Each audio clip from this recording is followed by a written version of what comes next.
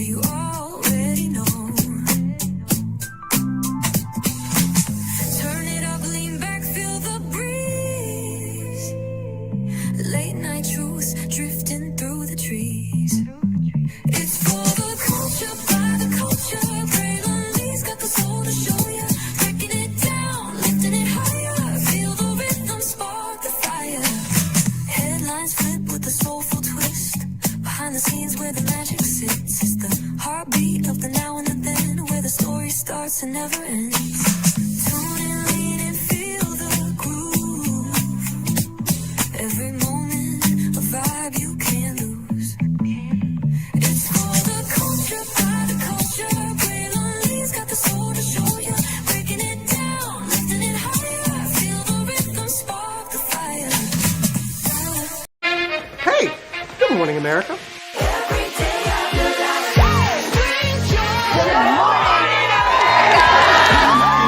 Good morning, America. Good morning, America. Good morning, America. Money.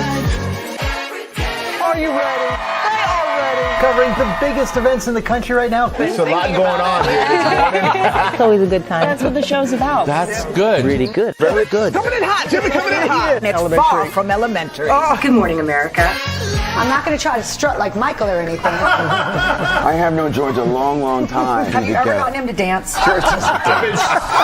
Look at that face.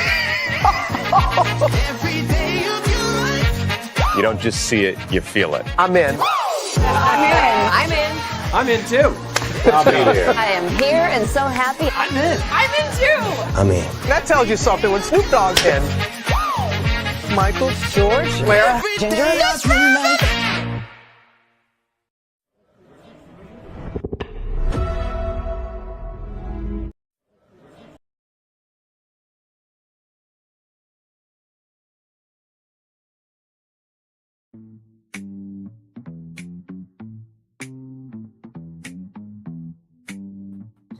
Well, hello and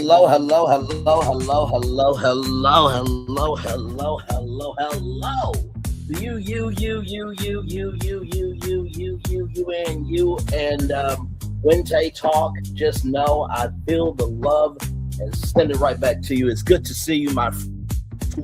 Thank you so much, and hello to you and you. Welcome into another edition of Braylon Lee's Virtual Tour Live. We are live on tour. So this conversation I saw happening on Instagram, and I was like, all right, well, since I am a media nerd of social media, I thought, why not have the conversation? So, there's a lot of talk about what content creators do versus what journalists do. And is there truly space for everybody? Or shall we be stuck in silos forever? So let's break this thing all the way down. With that being said, higher is waiting, lower is available. But either way, we got to go on tour. Yes, indeed, we do. Let me take down this iconic intro here. You see that virtual tour background? Yes, you do. You hear that virtual tour music? Yes, you do. And then there is... hey, everybody, welcome in. Glad to have all you here. Let's get started here. Yes, indeed. Pull up the Instagram. Yes, indeed, here. So we're going to get started with this.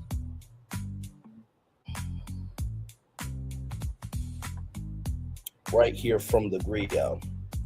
So it says, what the content creators versus journalists debate is really about, by Kay Wicker.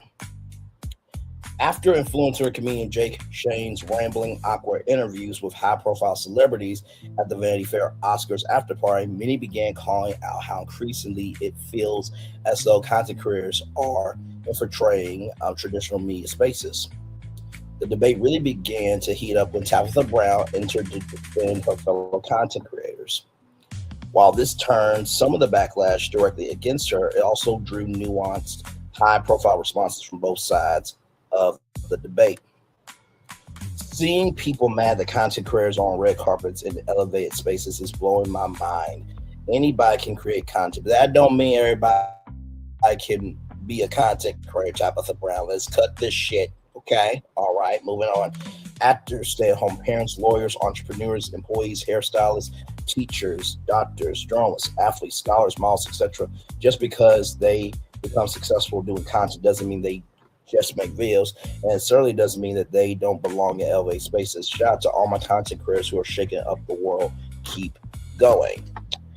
You know, Tabitha Brown, it's interesting with you because I remember when the Target thing happened, child, you were just so for Target. It's just like, do you not understand that if they're not respecting us, they're also not respecting you?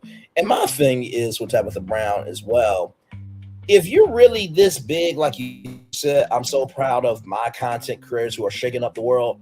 Have you invited some of them on your platform? I'm just asking a question because you're the one who put out the statement. Let's keep going. Really, what this lays around discourse exposes is how content creatification of media, or the content creatification of media, rather, has blurred the lines between journalism and entertainment at a moment when those distinctions matter more than ever. I would never reduce what content creators do to just make videos. So many are incredibly bright, creative, and engaging. But if I may speak as a career journalist, there are a lot of Black entertainment journalists who are out of work or unable to get red carpet opportunities simply because media outlets have opted for follower count over actual ability. It's a fair point. Journalists are frustrated because the ground is shifting beneath their feet. In the past year alone, thousands of media jobs have disappeared across the industry. I was about to say from across the industry, rather. The Washington Post, one of the most storied institutions in American journalism, laid off over 300 journalists in early February, about a third of its newsroom, amid financial losses topping $100 million. At the same time, creators are pushing back because they are not all created equal. Literally, not every creator is just some amateur for ring light.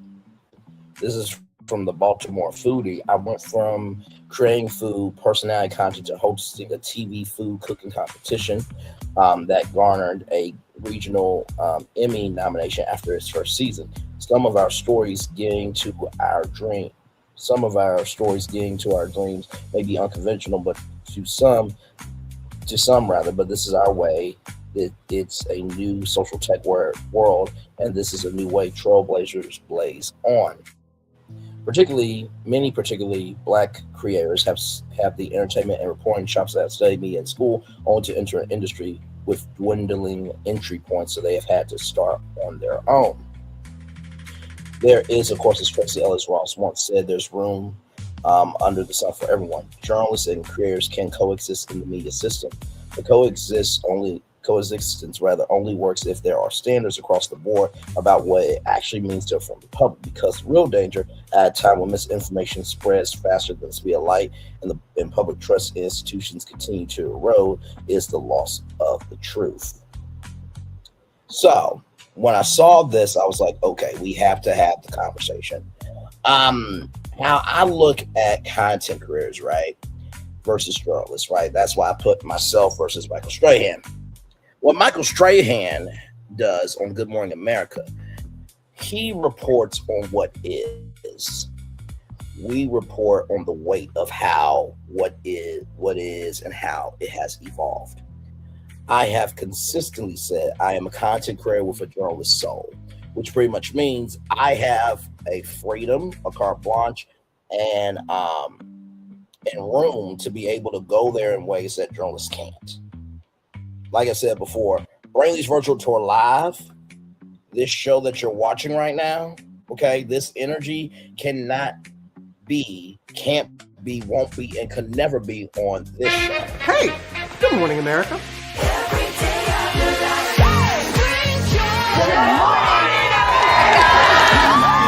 Good morning, America. Good morning, America. Good morning, America. Money. Are you ready? They are ready. Covering the biggest events in the country right now. There's a lot going on here this morning. It's always a good time. That's what the show's about. That's good. Really good. Very good. Coming in hot, Jimmy, coming in hot. And it's far from elementary. Good morning, America. I'm not going to try to strut like Michael or anything. I have known George a long, long time. Have you ever gotten him to dance? Look at that face. You don't just see it, you feel it. I'm in. I'm in. I'm in. I'm in too. I'll be there. I am here and so happy. I'm in. I'm in too. I'm in. That tells you something when Snoop Dogg's in. Michael, George, where? Ginger loves me like. So, as you can see, they talk politics, they talk pop culture, or pop-tics, right? And they deal with foreign, domestic, right? They deal with transportation, technology, education. There's a wide range there where the energy of me being able to take all that information and go in depth in the fashion that we do it here, they only have from 7 to 9 a.m. Monday through Friday and Saturday. Sunday, I believe they're on from 7 to 8 a.m., right? So that is usually a curated rundown of what's happening in the culture. But, for example, this weekend, something's going to happen, right? Robin, George, Michael, Lara, Ginger, right? They're off. They're not going to come in on the weekend and do some breaking news. That's what we do, right? So journalists, to me, they report on what is. Content creators not only report on what is, but expand on the magnitude of how important of what's happening with what is happening in the culture. Does that make sense? So then after that, I saw this.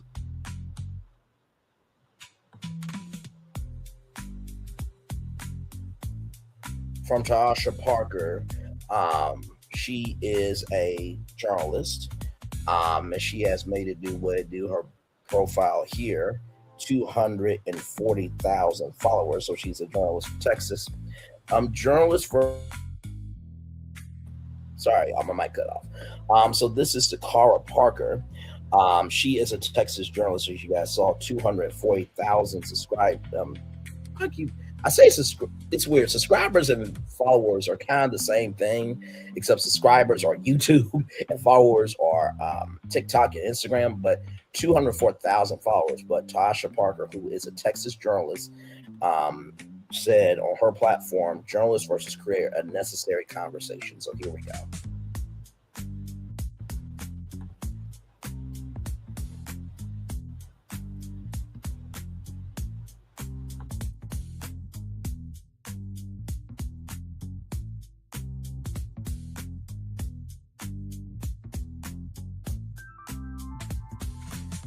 Stop the cap. I'm so tired of this beef between journalists and creators. If we're going to address the issue, please let's address it head on. I remember sitting in a newsroom where deadlines move faster than your thoughts and where the pressure to get it right wasn't just a standard. It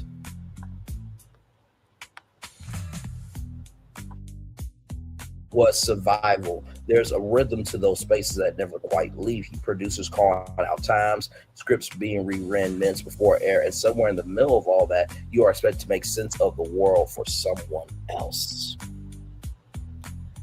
That is very factual. Like I said, the national morning news shows, they are 2 hours from 7 to 9 a.m. The evening news for ABC, NBC, CBS, they are 30 minutes with commercials, but they're 22 minutes without. And with the local morning shows, most of them are on from either 4:30 a.m. to 7 a.m. or they're on from 4 a.m. to 7 a.m. But if you have a Fox station, they're mostly on from 4 a.m. all the way to 10 a.m. Do you hear me? And some of them have the me audacity, me hypocrisy, me imagination go from 4 a.m. to 11 a.m. Do you hear me? Okay. All right. Let's keep going.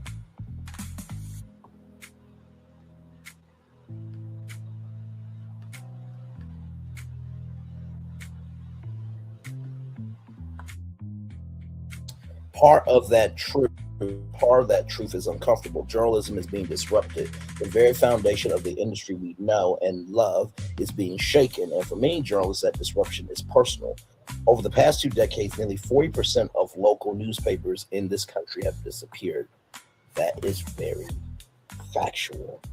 When you look at the world that we live in today, 10 times out of 10, I promise you this, you are either getting news from your phone, you are getting news from your tablet, you're getting news on your laptop, you're getting news from Napster. I was about to say iTunes, Napster, Spotify. You're watching your YouTube app on your TV. Some of you go to Patreon for the news, right?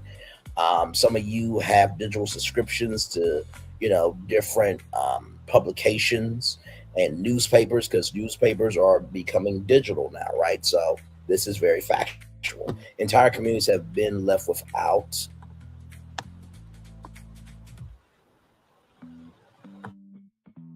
consistent access to reliable reporting, creating what researchers are now calling news deserts. Tens of millions of people are navigating their daily lives without a trusted source of information rooted in their own communities. At the same time, newsroom employment has steadily declined, with the industry losing a significant portion of its workforce since the early 2000s. In some states, the number of working journalists have dropped to levels that would have once been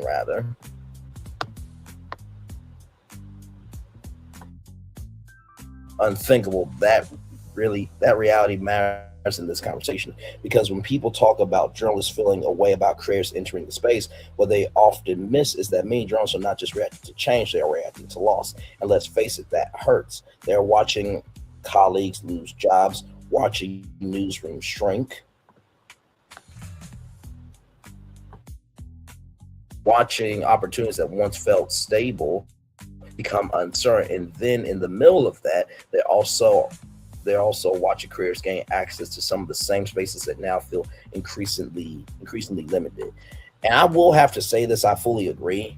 When Kai Cenat was I think he was at the BET Awards, there were some celebrities he didn't know, like he didn't know who the Brat was. And when you think about that young man who was at the Vanity Fair Oscars party, no one is saying you have to know everything, but you should understand the weight of the assignment that you're taking on, right? And I do think I understand where Tasha Parker is coming from, because I don't want to see nobody, lose their job, right? Especially people who have done the work to get to where they are. They're drinking their water, they're minding their Black-owned business or whatever culture of that they are, their business. They're being about helping people, and they don't cause destruction. They're about construction. Those people I will always elevate. If you are against that, may hell rain down upon you. You are engulfed in flames and you burn to a crisp. And we don't give a fuck, shit, or damn about how you recover. Now, back to the rest of us who are trying to do good in the neighborhood, okay? It is frustrating to see that in one instance, new media is rising up. In the same token, it's sad that legacy media has fallen down, because without these TV stations, right, we want to have all these great talents. And without YouTube, there could not be new talent. So what do you do with new spaces and old platforms, right? Do you invest in old platforms to catch up to new media, or do you allow new media to rise, or do you allow new media to be an asset to legacy media, and legacy media learns how to catch up and work in tandem and look at new media as a partner instead of an enemy? Let's keep going.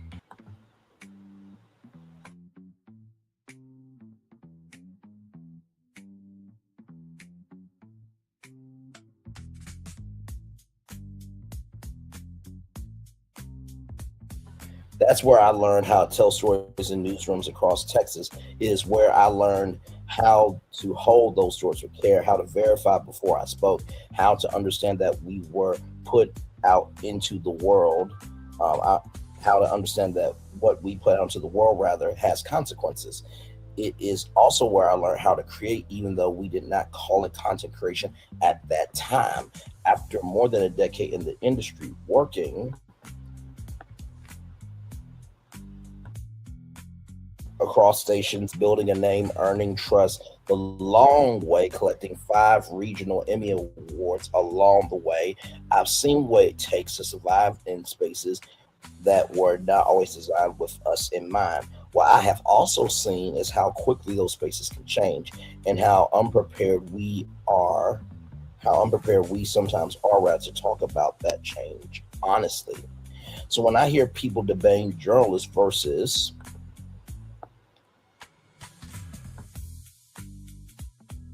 creators as if it was a simple either or conversation, I find myself pausing because the tension is real, but the framing is incomplete. What we are witnessing right now is not just a clash of roles, it is an industry in transition. And like most transitions, is carrying more than one truth at a time. I fully agree with that.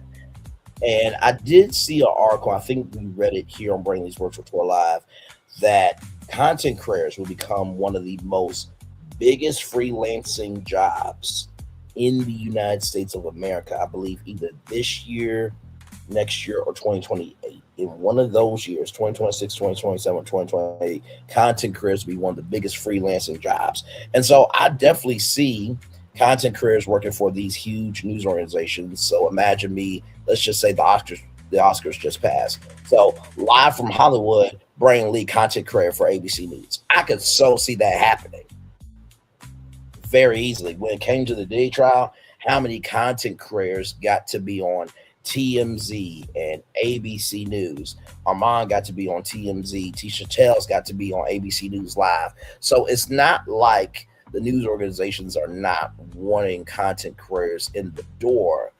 It is, how do you utilize and culturally appreciate content creators while also making sure that we respect the platform of traditional journalism? I think that's where we are. We're at a crossroads and we're trying to figure out which way to turn in this fork in the road.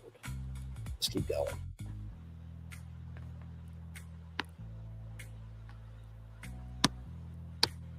Come on. There we go.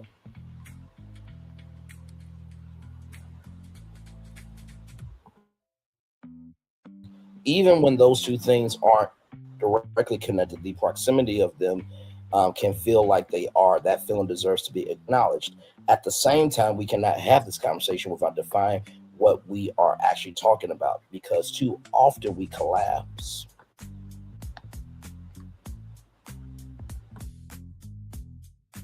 distinct roles into one and then argue about a version of the work that does not fully exist. Journalists are trained to verify, contextualize, and report. Their work is grounded in credibility and ethics and an accountability to the public. There is a rigor to the process, a discipline that is often invisible to the audience, but it's essential to the integrity of the work. As you and me and we as a people are live on YouTube, there are journalists right now at ABC, NBC, MAGA News, CBS News, even Fox News, MS Now, that they are handling assignments in the United States and around the world. All those bureaus in Washington and Miami and LA, they are on calls 24/7. Good Morning America and ABC World News Tonight, the Today Show and NBC Nightly News, CBS Mornings and the CBS Evening News, those are just the shows that showcase the work that all those journalists have been doing. There is a way to write as a journalist. It is called AP style. That's from the Associated Press. There is a society of journalists that they have a code of ethics. Remember the class Malago Grants was going to go to because she wanted to be reputable, respectful, and really about her business when she has never been serious about anything because she wasn't born to be anything of importance, and nobody embraces her to be important. Okay, so being able to do your research, verify, know what an open question is, know what a closed question is, knowing how to curate and create a list of questions. How do you put that in that order? How do you edit a video? What is background noise? What is a lav mic, right? How do you assess the scene to be able to go live? There are certain things as a journalist that there is a rhythm, there's a beat, there is a hashtag melody that allows for the composition to be heard by all of us who consume the news. And with content creators, well, guess what? What you do is you take different sources from here, there, and everywhere, and you bring them together to expand on how heavy the story is that everybody's talking about, the culture, right? So when I say I'm a content creator, but I have a journalist soul, yes, I give context, conjecture, and connection to expand the story in a way that a journalist cannot. A journalist, like Tasha Parker is saying, verify, contextualize, and report. So they verify what's on the ground, they contextualize it, and then they report the facts as they are. Our job is to continue what those journalists have done and showcase the weight of how big the story is and why it matters. That's how I see content creators, that we are additions to the game, not subtractions taking away from the game. Let's keep going.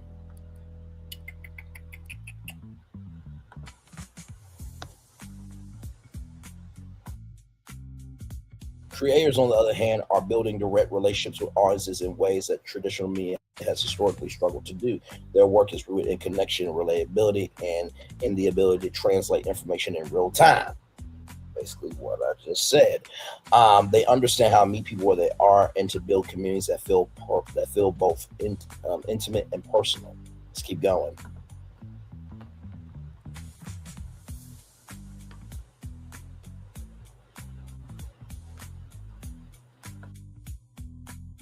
And then there is the term influencer, which has been stretched so far that it has lost much of its precision.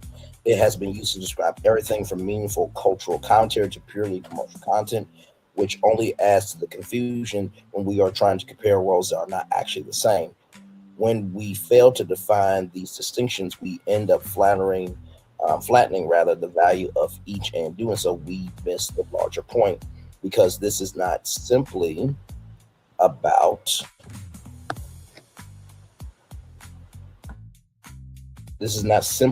disruption. It's also about coexistence. Those two things are happening at the same time, whether we are comfortable with that or not. For decades, journalism operated within a structure that emphasized hierarchy, gatekeeping, and individual achievement. You proved yourself, you paid your dues, and you moved forward, often within systems that did not prioritize collaboration.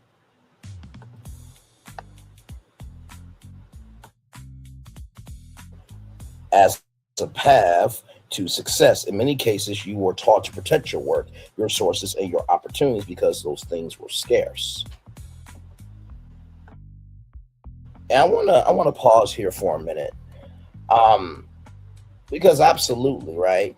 You know, what's mine is mine, what's yours is yours. But what we are coming to realize with the fourth estate being under attack is that, hey, a content creator could set that motherfucker off, right? Of the weight of this story and why everybody's talking about it.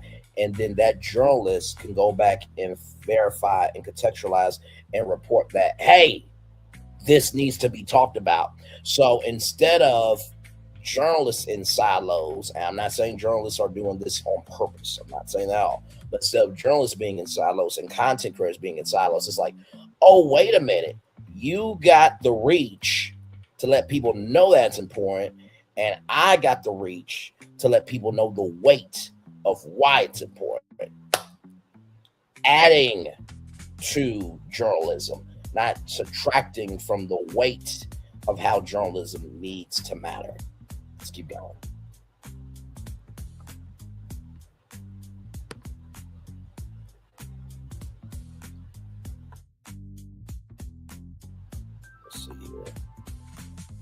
Hey, Florentine, welcome in, good sir. Glad to have you here. What we are seeing now, particularly in the career economy, reflects a different kind of model, one that often leans into collaboration, shared audiences, and collective visibility. But even that needs to be understood with nuance, because while collaboration is more visible in career spaces, access and equity are not evenly distributed there either. Let me read that two more times.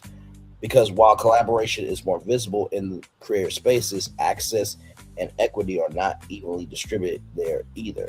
Because while collaboration is more visible in career spaces, access and equity are not evenly distributed there either. My lord. Black careers in particular are navigating many of the same systematic barriers that Black professionals face across industries, including disparities in pay,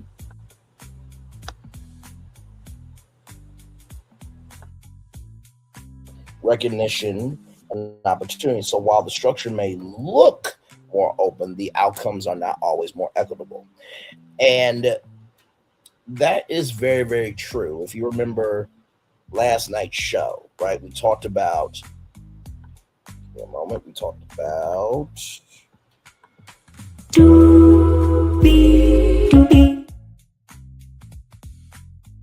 having a partnership with TikTok to be able to bring long form content to Tubi, which Tubi has 100 million monthly active users. Now, remember, I told y'all about Studios, where your movie or TV show could become a Tubi original. Then after that was NBC Universal launch on Scripted Accelerator, where 5 content creators were going to get a $20,000 development deal to work with NBC Universal and all their cable networks. But for the cable networks, spun off into Versant. Now it's a overall deal with NBC Universal and Bravo and Peacock, right?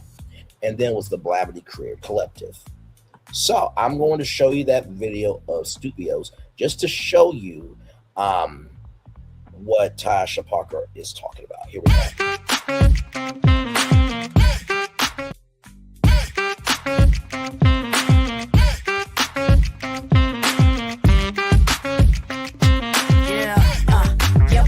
All day. Yeah, we're working, let me play.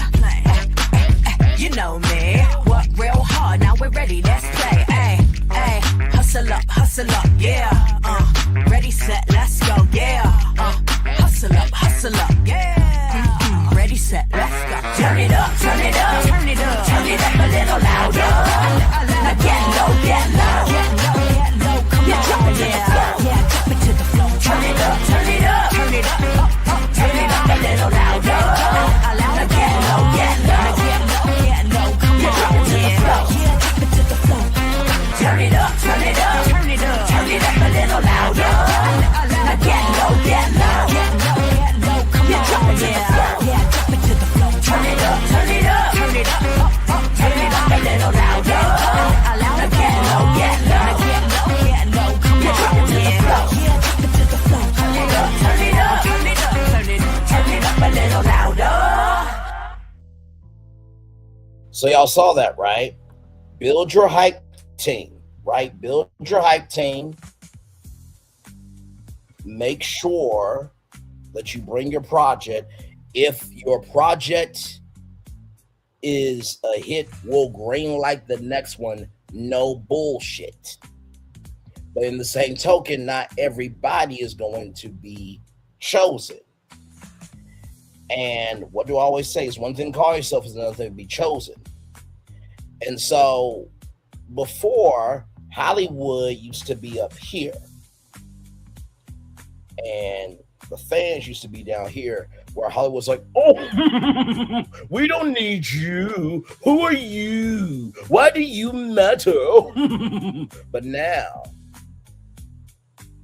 Hollywood is like, oh shit. We're kind of not the program, and we're becoming bigger, or people are becoming bigger than the program, right? And it's a power imbalance, right, that Hollywood has never had to have before, because now it's 50-50. We over here need Hollywood. Now, I'm not saying everybody needs Hollywood, so don't at me. But follow where I'm going. We over here need Hollywood because Hollywood has the reach we're trying to get. But the gag is that Hollywood needs us because we are creating content that they could never produce, right? So when I think about talk shows on streaming platforms and why they haven't really made it, is because, well, like that brother said, that we showcased his work before, he said that celebrities were the resource, right? And the scarcity was, who could be able to give that information. That scarcity went from, oh, celebrities only know celebrities, to now it's like, well, hold on, content creators, they're building up their resume, their repertoire, their range based on showcasing who they are and how they go about things, and that's building their credibility, right? So imagine, right, Braylon Lee's virtual tour live right here becoming a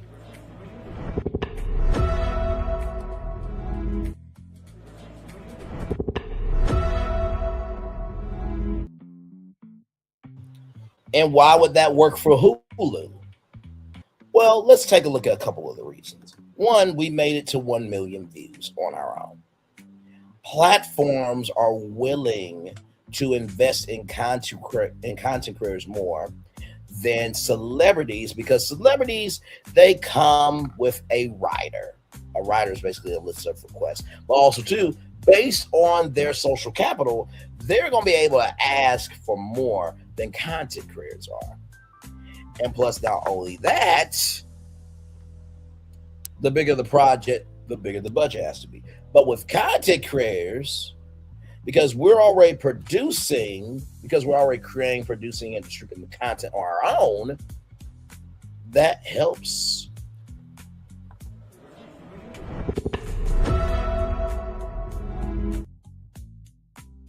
That helps Hulu. That helps.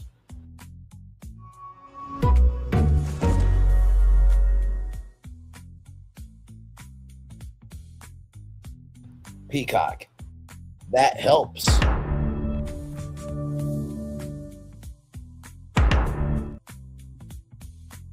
Netflix. That helps.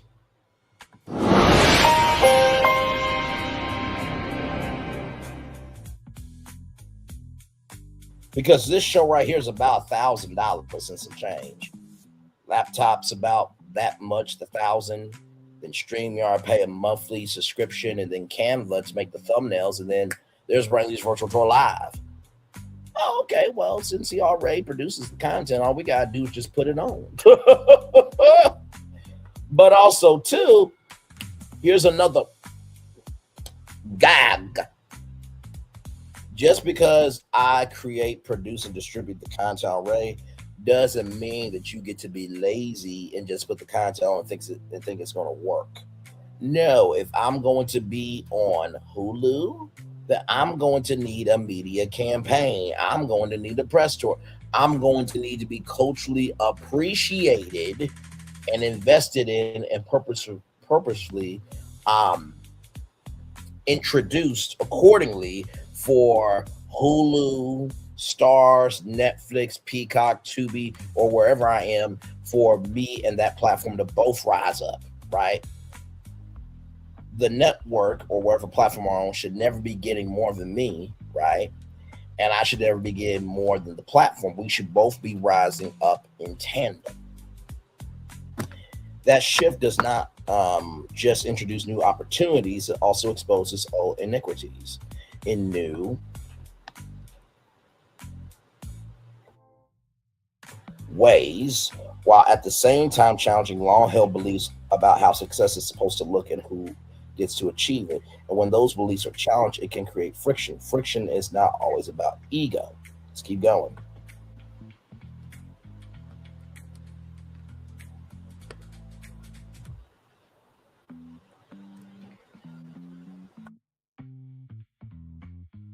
Sometimes it is about unlearning. Sometimes it is about realizing that the rules you've mastered are no longer the only ones in play. And sometimes it is about confronting the reality that doing good work is no longer enough on its own because the expectations have changed.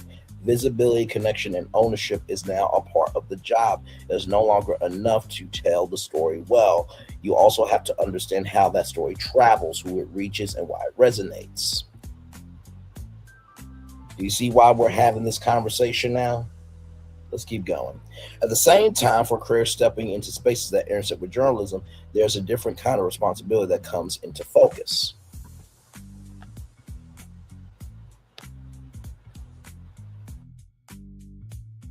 There is absolutely space for you here. Your ability to connect, to build community, and to engage audiences in meaningful ways is not only valuable, it is necessary in this evolving landscape. But it's also important to recognize that not every space you enter will be familiar, and that unfamiliarity is not a weakness, it is an invitation to learn. Journalism carries a weight that is not always visible from the outside. It is shaped by ethical standards, historical context, and a deep responsibility to the public. When access comes quickly, that weight can sometimes arrive after the opportunity, which is why preparation becomes so important.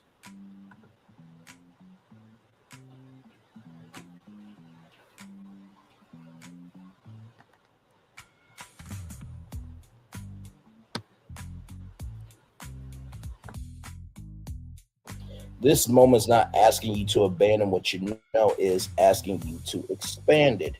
When I think about where we are right now, I do not see a battle between journalists and creators. I see an industry trying to redefine itself in real time.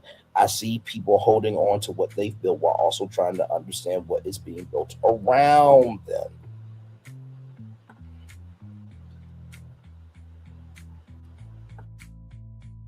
I see journalists who laid the foundation. I see creators who are expanding what the foundation can support. Let me read that two more times. I see journalists who laid the foundation. I see creators who are expanding what that foundation can support. I see journalists who laid the foundation. I see creators who are expanding what that foundation can support. And I see an audience that's no longer confined to one path, moving between both, choosing what informs them, what connects with them, and what feels real.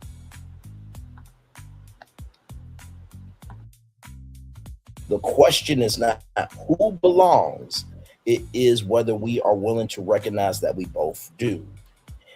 The question is not who belongs, it is whether we are willing to recognize that both do. The question is not who belongs, it is whether we are willing to recognize that both do.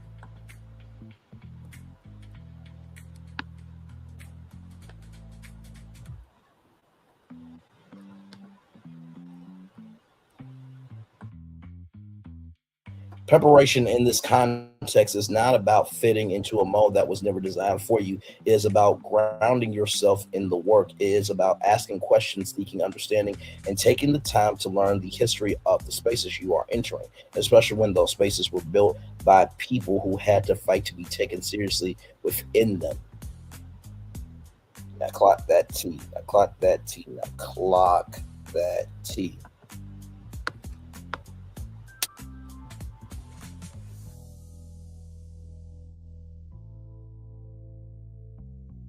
There is power in your perspective, and there is also power in your preparation. The goal is not to simply be seen, it is to be trusted.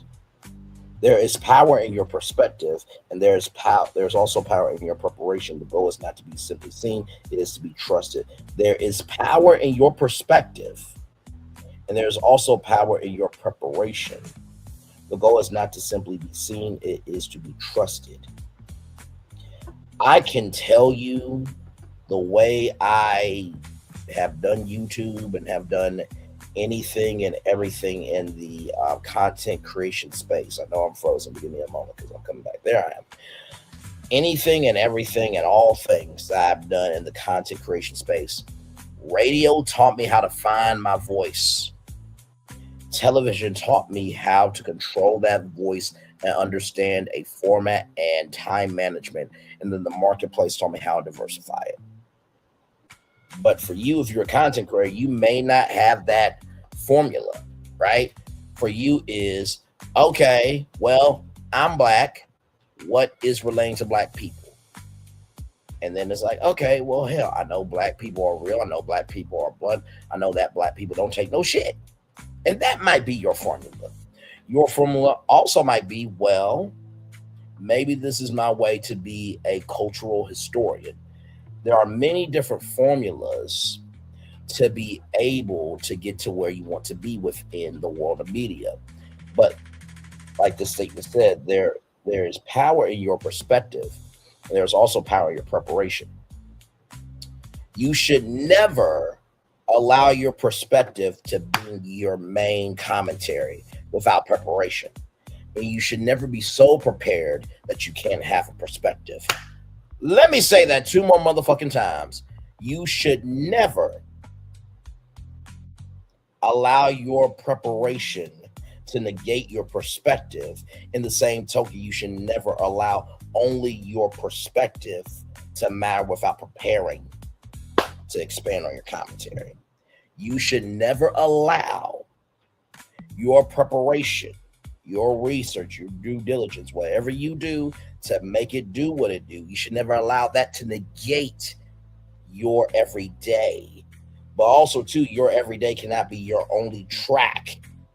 In order to give commentary, your preparation should be added on top of that perspective. Let's keep going. For journalists, the challenge looks different, but no less significant. The industry is no longer structured in a way that guarantees visibility for good work. The assumption that your work will speak for itself, that the platform will carry it to the audience, is no longer something you can rely on. This does not diminish the value of your training, or your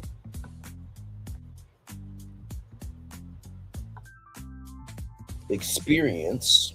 If anything, it makes it more important to find ways to extend that value beyond traditional structures.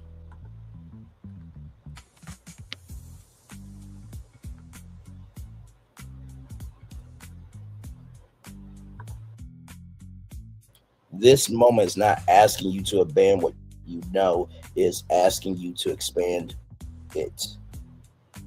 When I think about where we are right now, I do not see a battle between journalists and creators. I see an industry trying to redefine itself in real time. I see people holding on to what they have built while also trying to understand what's being built around them. I see journalists who laid the foundation. I see creators who are expanding what that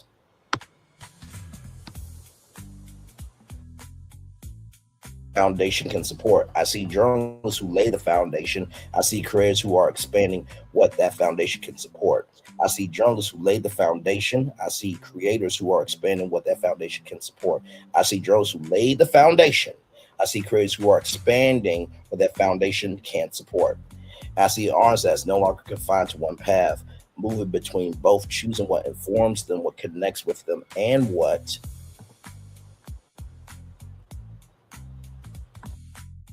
feels real. The question is not who belongs, it is whether we are willing to recognize that both do. The question is not who belongs, it is whether we are willing to recognize that both do. The question is not who belongs, it is whether we are willing to recognize that both do.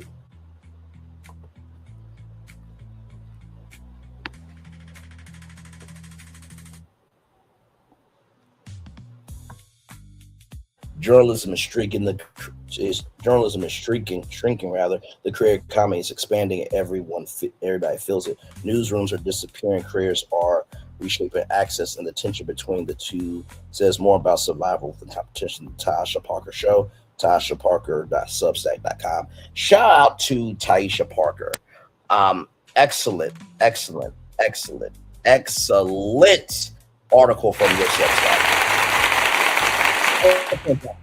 Excellent job. And also, too, I want to give credit to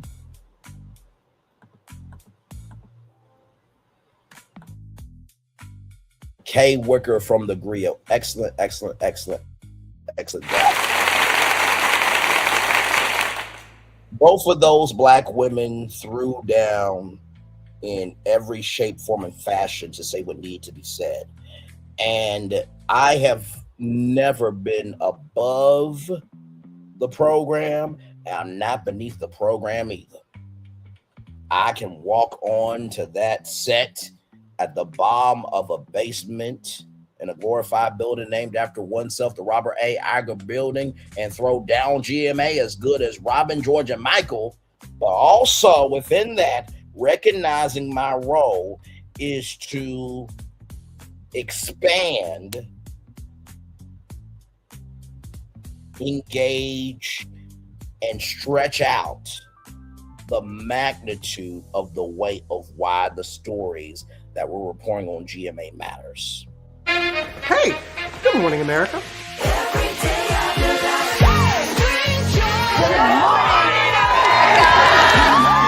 Good morning, America. Good morning, America. Good morning, America. Money. Are you ready? They are ready. Covering the biggest events in the country right now. There's a lot going on here this morning. It's always a good time. That's what the show's about. That's good. Really good. Very good. Coming in hot. Jimmy coming in hot. It's far from elementary. Good morning, America.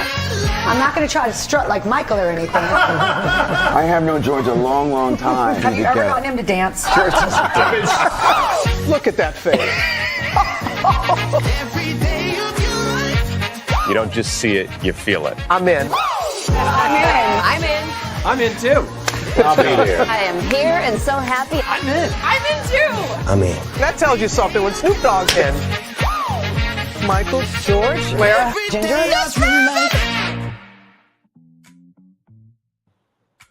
There it is. So let's keep going, everybody.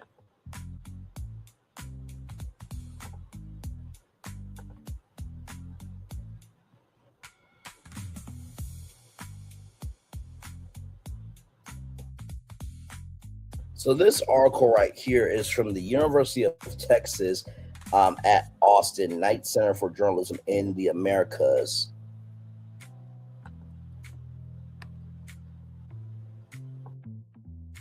Moody College of Communication ISOJ panel explores evolving definitions of journalists and journalism in the era of influencers. This was posted April 1st of last year, 2025. Let's get into it.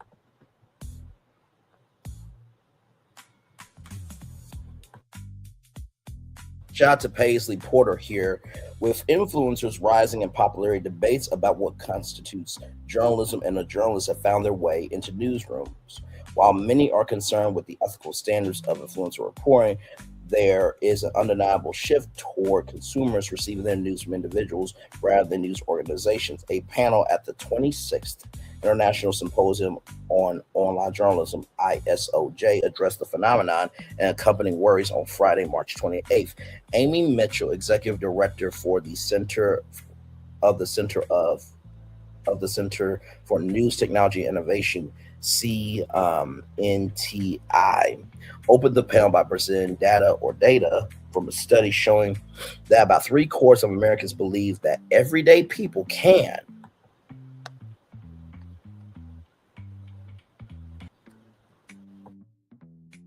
produce journalism. Let me read that 2 more times. About 3/4 of Americans believe that everyday people can produce journalism. About 3/4 of Americans believe that everyday people can produce journalism. We found that upward of 22% of U.S. adults, United States adults, are regularly getting news through content creators and influencers, Mitchell said.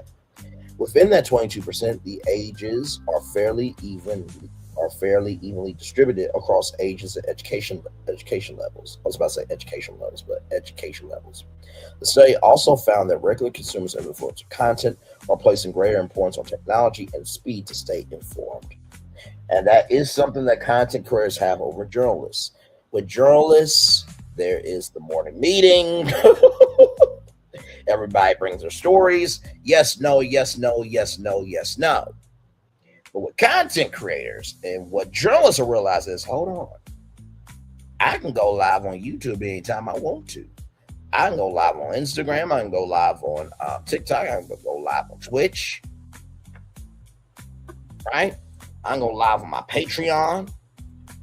And I can jump around, skip around, and move around legacy media and make it do what it do to reach the audience in real time. And I do believe that journalism is recognizing that technology and also speed are the keys to be able for legacy media to keep up with new media. Let's keep going.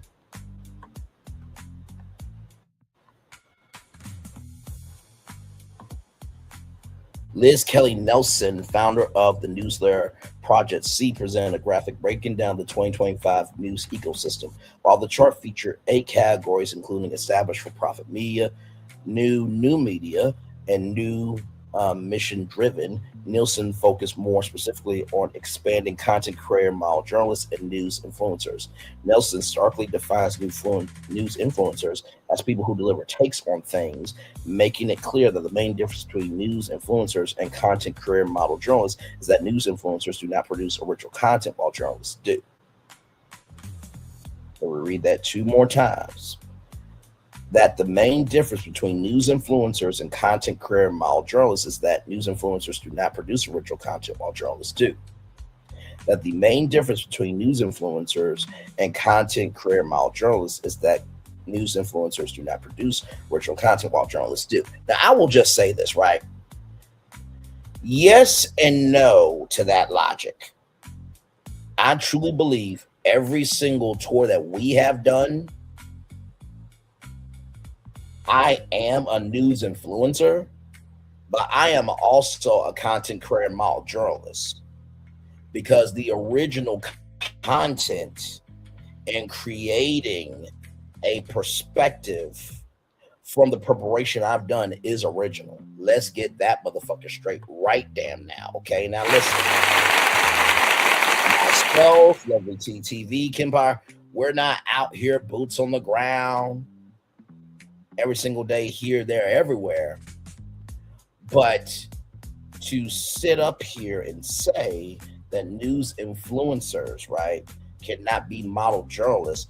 Child, Toss Away K, Malago Grams, both got reamed up the assholes with no lube, bleeding and suffering because they didn't do what journalists do about verifying, contextualizing, and reporting the facts. So because they didn't do that, they got their ass caught up. So I do believe that while you can be a news influencer, if you are giving context, conjecture, and connection, you are creating content and you are giving original commentary, not reporting, but you are giving original comment. You are giving original commentary, and that is giving journalism energy. Like I said, I'm a content creator with a journalist, so that is content creator model journalist. But if you really want to categorize me, you can call me a news influencer. Let's keep going. Nelson starkly defines news influencers as people who deliver takes on things, making it clear that the difference between news influencers and content creator model journalists is that news influencers do not produce original content while journalists do. You can think about it from anywhere, from your Joe Rogans to my aunt in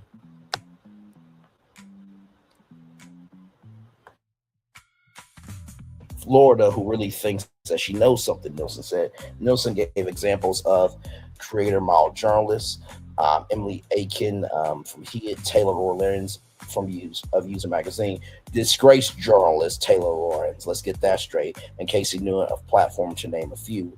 Nelson marks a key difference between influencers and what she refers to as content creator model journalists, saying that the content creator model journalists are using many similar components of what news influencers are doing in terms of audience engagement and means of communication, but in a much more responsible way.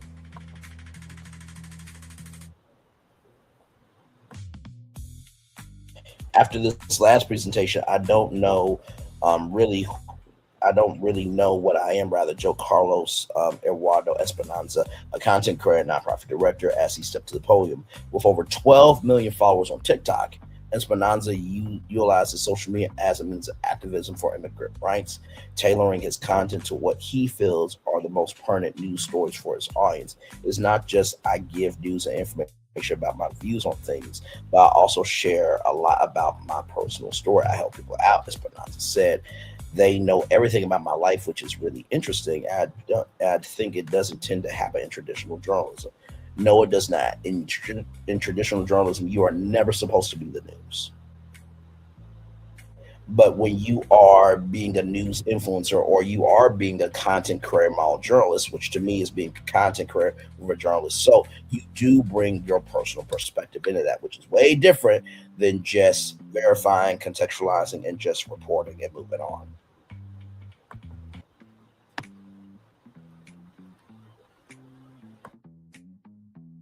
Espinoza says he does not consider himself a journalist, but he has the responsibility to fact check and ensure he is not misreading information, just as any traditional journalist does. Let me read that 2 more times for toss away K. Milagro-Grams and everybody else that think like them as women and men, individuals in the back.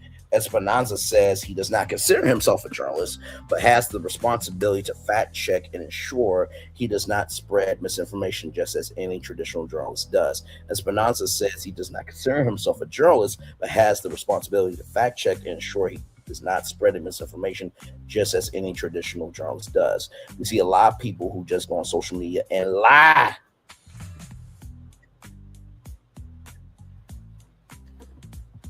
Let me read that 2 more times. We see a lot of people who go on social media and lie.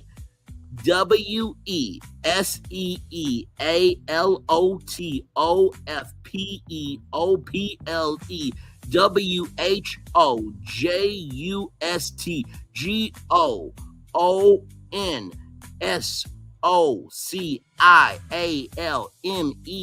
WHOJUSTGOONSOCIALMEDIANDLIE. We see a lot of people who go on social media and lie. Moving on.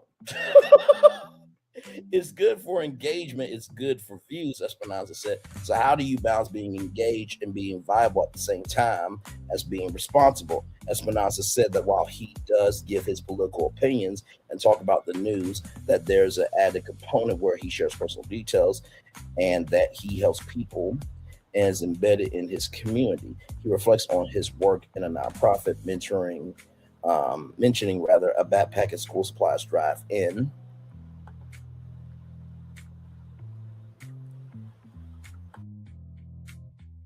Houston for a value of $20,000, buying a wheelchair accessible van for one of his followers, even paying the bond of a follower who had been detained by ICE. You don't see CNN anchors going on paying their followers immigration bonds. I'm not saying that's what they should be doing. We're just working in very different realms, Espinoza said.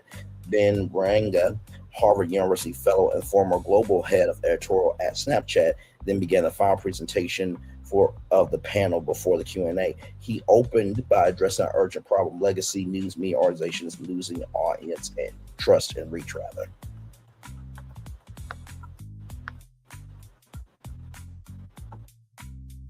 Trust in news has seen a precipitous decline, sequentially leading to news avoidance. Renaga cited a 2024 report from Reuters that found 43% of Americans avoid the news in some form, but why? After assessing Reuters studies, Renaga finds that consumers avoid news because news creators are elite, too complex, biased, depressing, and irrelevant.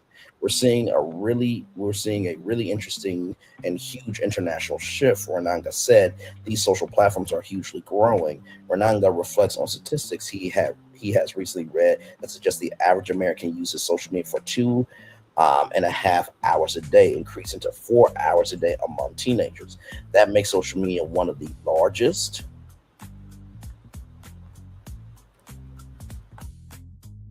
intentional spaces for Americans.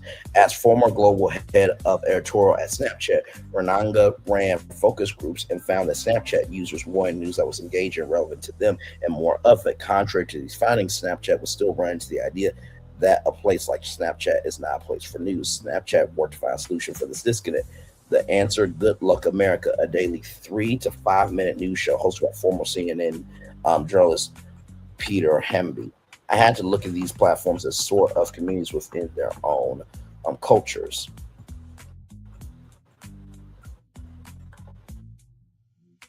Renaga said if you line some of these commonalities of a lot of social media videos of what those reasons people don't trust the news, you see a really interesting back and forth. Whereas journalists are seen as elite, content creators are intimate and informal, he said, whereas journalists are too complex, content creators are simple and political.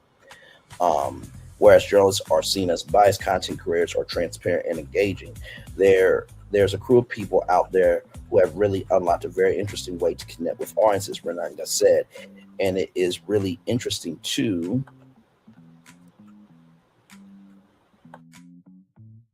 explore and think how we can make that into journalism. Again, though Oliver Darcy did not present, he shared the story of making the transition from CNN reporter to founder of the briefing status during the question and answer session. He recalled the growth of the newsletter economy in recent years. I've decided to bet on myself and take the plunge, Darcy said. I think I had a mind that would follow me to my own independent venture. He launched Stats, a nightly newsletter covering what's really happening in media. Stats has found success due to its authenticity with audiences. We don't sugarcoat things, Darcy said. One of the problems, I would say, with legacy press these days is that they don't call things for what they are. Darcy addressed the ongoing question, should news organizations make their journalists content creators? He argued that all journalists are creators, everyone creates content, but offered a counter argument. Can those creators, the journalist creators, succeed in the creator economy? Very, very, very, very interesting article from Paisley Porter. I loved the energy of it. I love the fact that you have so many different perspectives, that it seems that people want to hear news from people. That has definitely become more increasing as of late. I think it's also interesting too that from what we're talking about here is that content creators are being seen more as a solution than a problem. And finally, the trust of legacy media is really, really real. Now, when President 47 would say fake news and, the legacy media and this, that, and the third, he was saying that because he was bitching and mitching because we were calling out his lies, and that's still a motherfucking fact. Okay? All right? But take him out of it, most people do get their news from YouTube nowadays. I remember Aries Girl Podcast said to me that she watches me. And I remember this comment very well. She said she watches me when she watches the news. As much as I appreciate that, I said, please still watch the news, because I don't get to everything. I just get to what is happening in our culture. But there are bigger issues that I don't have the social bandwidth to discuss. Not saying I cannot discuss it, but I feel it is my responsibility to only talk about what I know I can talk about, right? So very interesting article from Paisley Porter, and thank you all to the K-Knight Center at University of Texas, Moody Center for Journalism, for this great article. Now let's keep going.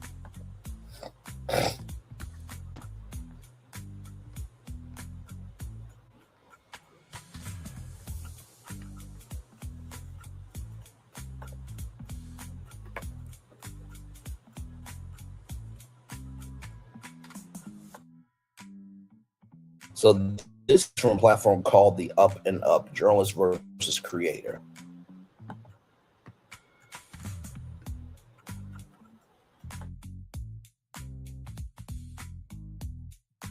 The line is blurrier than ever. At the Democratic National Convention in Chicago last year, a debate began to take form. Should content creators with their massive audiences and often partisan edge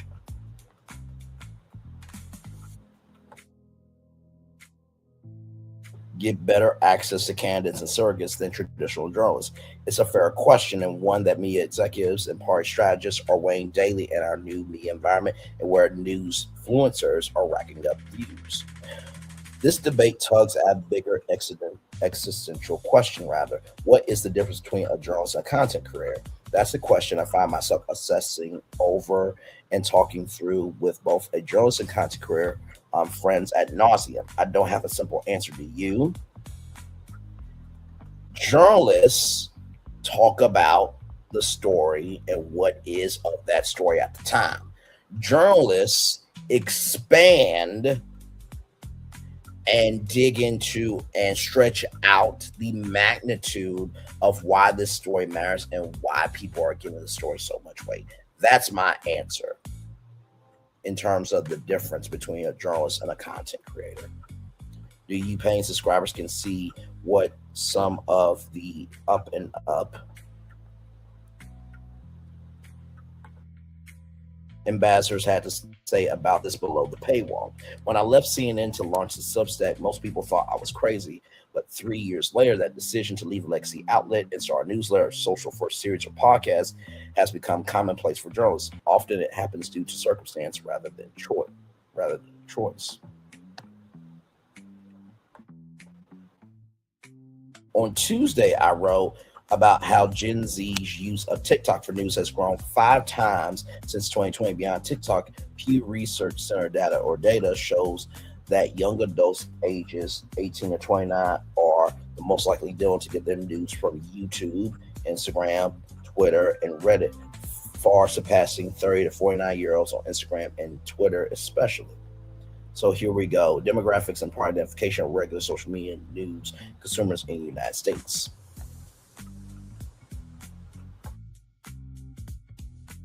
This is very interesting. So for Facebook, more women on Facebook for news than men. On YouTube, men get their news from YouTube more than women. On Instagram, it's about split, but it's a slight edge to women. On TikTok, more women than men. On Twitter, more men than women. And on Reddit, more men than women. Now, let's get into the ages here. When it comes to Facebook, the biggest age demographic is 30 to 49, right? With YouTube, the biggest age demographic is 18 to 29. 18 to 29 also is the biggest age demographic for Instagram. 18 to 29, 43% is the biggest age demographic for TikTok. 21% Twitter, 18 to 29 for Twitter, and then Reddit, 18% for 18 to 29. So it's interesting that for Facebook, 30 to 49 is Facebook, but for the rest of them, it's 18 to 29. That's very interesting.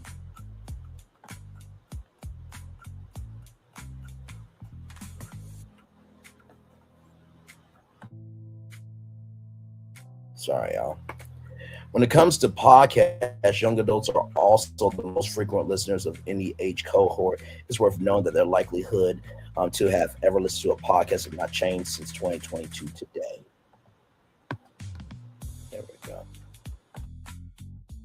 Just this week, a new initiative called the News Creator Corps launched its inaugural class of creators, underscoring the media moment we're in and the challenge many creators face when trying to deliver news. The program introduces 8 weeks of courses focused on traditional reporting skills, sourcing, interviewing, fact-checking, and debunking misinformation, according to the program's executive director, Rachel Lobdell, a media executive with experience at USA Today, Fortune, and Vice.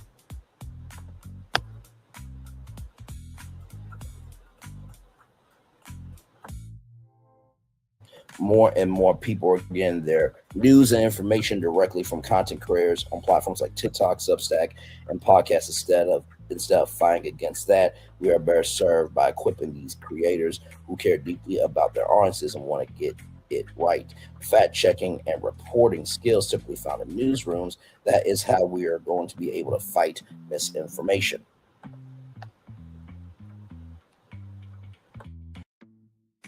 The News Creator Corps is a version of the future of news, an example of what a newsroom can look like in 2025, where networks of creators act as journalists, trained just as journalists are, but does it solve the larger creator versus journalist question? And it tugs at a broader existential question in our democracy today in a post-truth reality. Who decides what's fact from fiction? The News Creator Corps, works on the assumption that content creators are interested in delivering fact-based news, and I'm sure this cohort are, but not all creators share that mission. Not all consumers are well positioned or care to decipher between the two.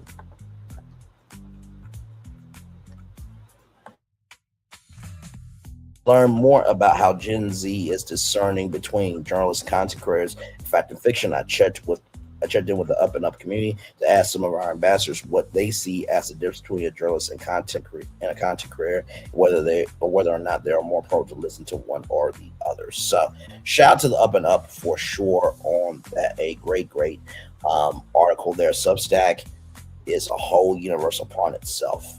We're almost done, everybody.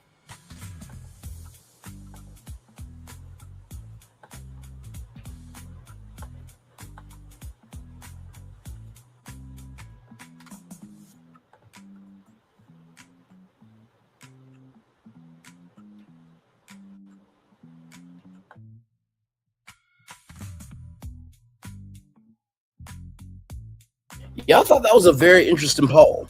To see that people are getting their news from social media is not surprising, but the fact that the younger audiences are sticking to social media over television and radio and newspapers. I mean, newspapers have been dying for a long time, but the fact that they are tuning into this show and other shows on YouTube and other platforms more than television is quite interesting.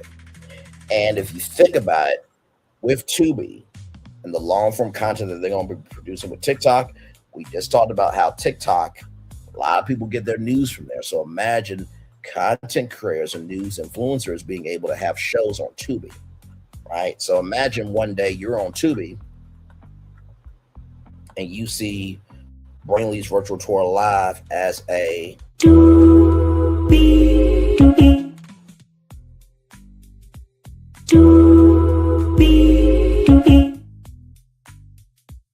that could potentially happen.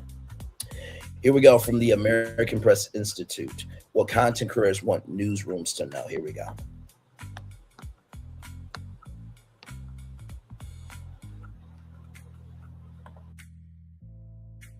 We want to learn from you, but we also want you to trust us.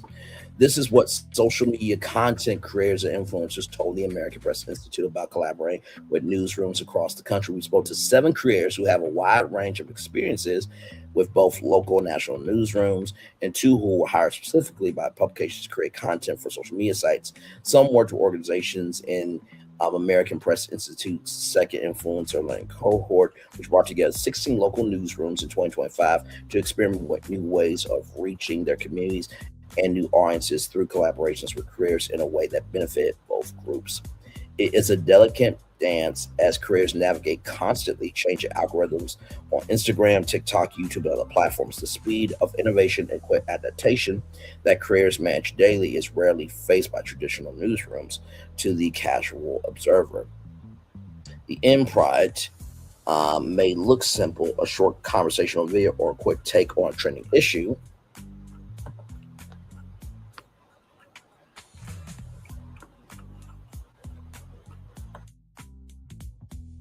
but many creators have spent years finding their niche and building trust with an audience that feels personally connected to them. Across their stories, one thing came through clearly. Successful newsroom creator partnerships depend on mutual trust, creative freedom, and shared respect for our audiences connected online. Below are 5 lessons for newsrooms looking to build more effective partnerships with the creators shaping the future of information. Lesson 1, trust the voice you hire. That's number 1.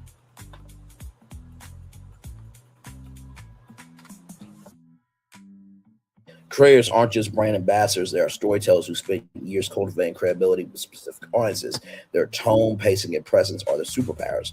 When newsrooms over-edit or reshape their delivery, they risk stripping away what makes the message resonate. California-based lawyer and creator Julian Safran, who collaborated with Cal Mash to produce short explainer videos on ballot measures and traffic safety, said it best: "You're hiring someone for their voice, so let them use it."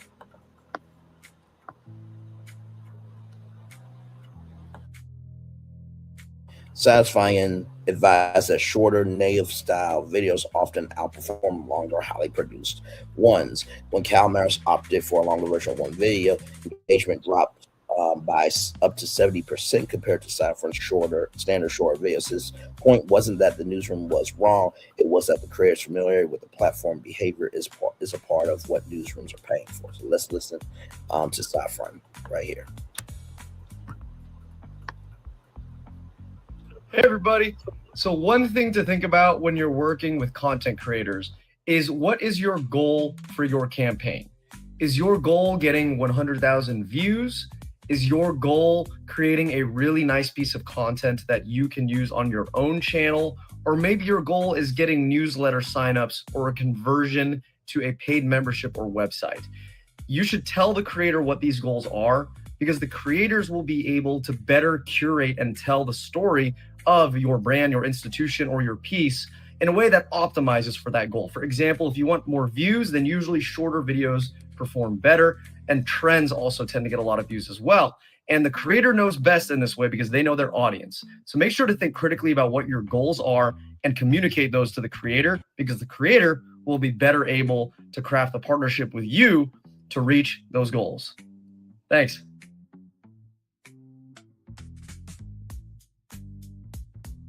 Very informative there for sure.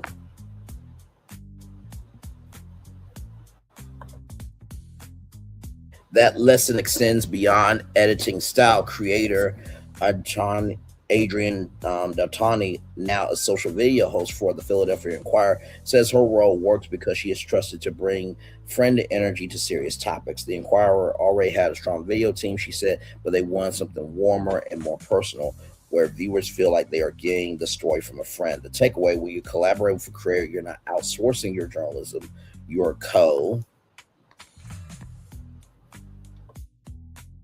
co-authoring its delivery. The trust that audiences place in creators is built on authenticity. Lesson 2, balance structure with creative freedom. That is lesson 2.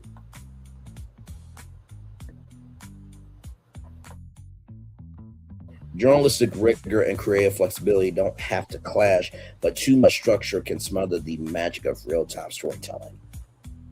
What do I always say? Have structure, but leave room for spontaneity, right? Chris Vasquez, who has worked for the Washington Post, the Marshall Project, and now Local News International, has seen both sides. At the Post, we had the trust to experiment, he said. It showed me that news can live natively on social platforms, not just be repackaged for them.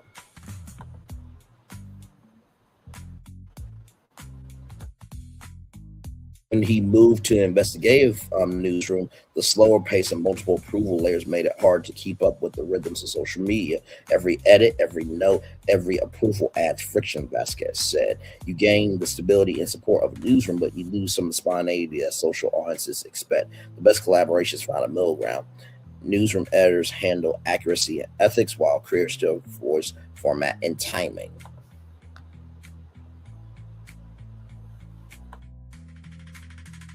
Penn State graduate Mason Homa, who create history-themed videos for the Daily Collegian, found that sweet spot. They let me use my authentic voice, he said. That made all the difference. The videos barely needed editing, and they performed really well. The takeaway: good collaboration means clarity about who owns what. Newsrooms provide the guardrails, creators steer the car. Let's listen to this brother right here.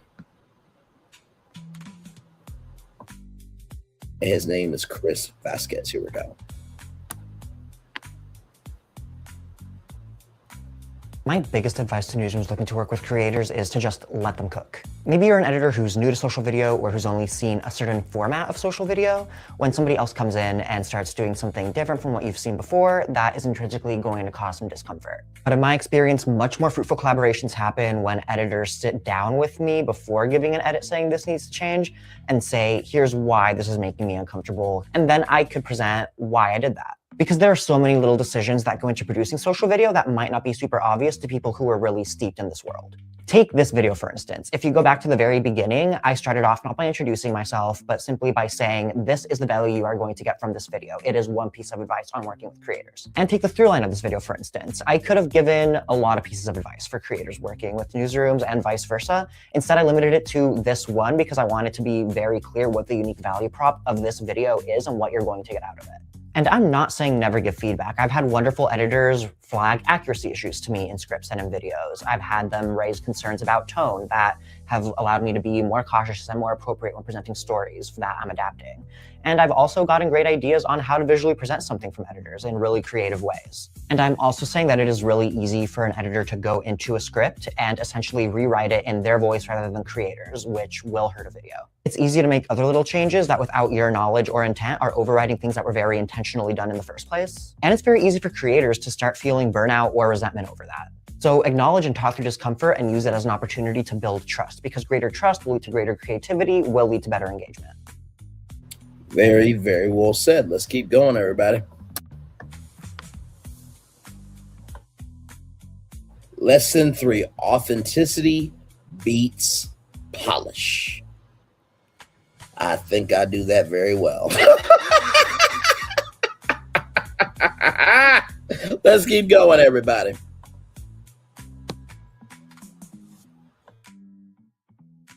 In social storytelling, authenticity is the currency.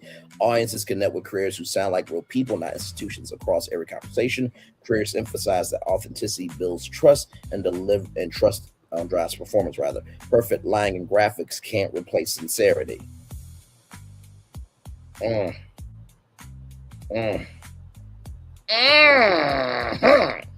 For Coma's success came from being genuine, not a glossy. His short videos about Penn State's history resonate with students and alumni because they felt like something a peer might post, not just a corporate production.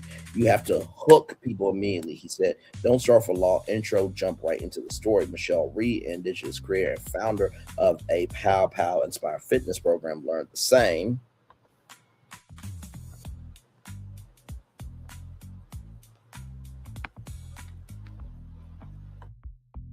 In her collaboration with the Verified News Network, a native-owned outlet, her more spontaneous, culturally grounded posts outperformed the newsroom's highly polished videos. People know my formula, she said. Sometimes the professional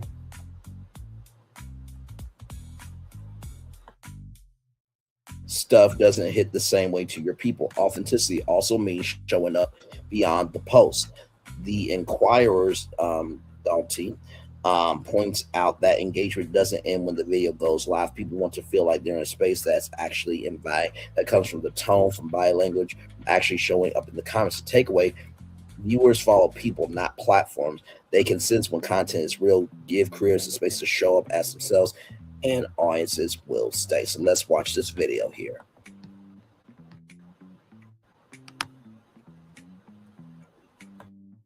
This brother's name is Mason Coma. Here we go. Hey, I had the best time, collabing with the Collegian, and I'd love to give you some insight when you're working with other content creators. The first thing I'd say is give them creative freedom. And what's that mean? Give them some topics and, really don't have too many guidelines when it comes to them making content for the account. Content creators are good at hooks in the beginning of the videos and relatability. So giving them topics for them to pick from is going to be the best way for them to go about a video. And the best topics I do think in this situation are evergreen topics. Evergreen topics are topics that are good all the time, not just like a short story that's only relevant for a short amount of time. Like an evergreen video, for example, would be something about Penn State that it's good, this month, but also a year from now, that would still be relevant in a way. I think a general rule of thumb too, to make influencers a lot more comfortable working with you guys, is just hopping on the phone with them. Sometimes over email or text or whatever it might be to work on a video is like kind of hard to understand exactly what they want.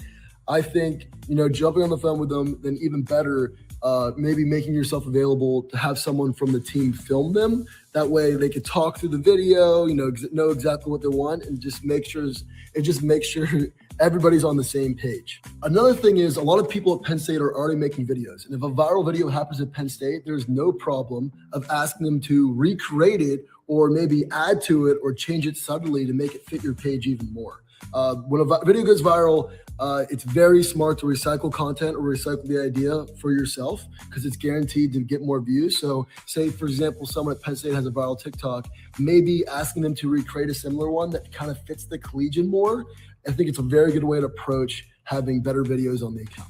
Main thing is I'm always available. If you ever have any other questions, my Instagram's catchcoma. Shoot me a DM. I'd love to help you guys out. Thanks.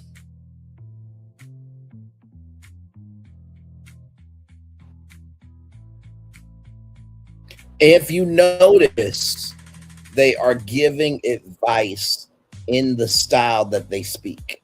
Authentically Braylon. That's good. That's very, very good, my friend. Very, very good. But no, sincerely, I'm loving this conversation because I feel like I have always been a content creator with a journalistic soul. So, not if, but when Braylon Lee's virtual tour gets on the TV, child, let me tell you something. I've been doing over 1,000 shows, right? So I know what works. But also, too, each platform requires a different energy. So because we will be on national TV 5 nights a week, bigger budget, guests will come on because of the credibility, this, that, and the third. But I still have to be Braylon Lee. I still have to be the virtual tour guide for the culture of the culture by the culture. And I still need to be able to have that intersection, or let me flip the reverse and wind it back.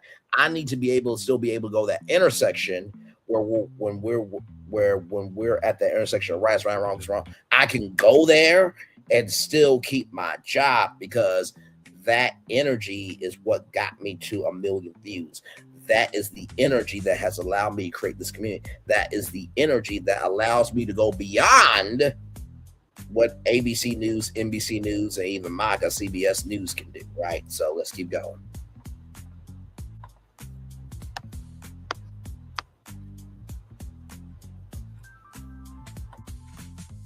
Lesson 4, treat creators as journalists, not marketers. Creators aren't just conduits for clicks. Many see themselves as information providers and storytellers with the same mission as journalists, which is to inform and empower their communities. Philadelphia-based creator Deborah Reeves Tromelis partnered with Technically, a news organization covering tech and entrepreneurship. Together, they produced a piece on ethical entrepreneurship that highlight 3 small businesses connected by food. You never see those 3 in one story, she said. So it really gave me an opportunity to connect things in a new way. For Reeves Tromelis, the collaboration opened a new door. I didn't see myself as a journalist until this year, she said. Now I recognize that making videos is a new form of journalism. It's new media. Still, she added, credibility requires rigor, citing your sources, and due process. Those are things that can separate a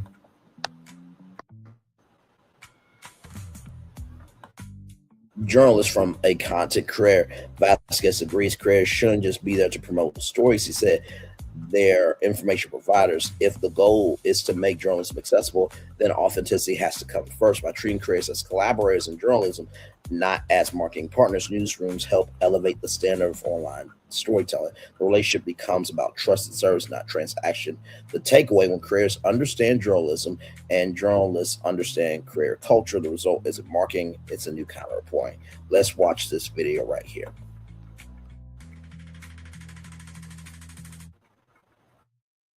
This is from Deborah Reeves Tromelis.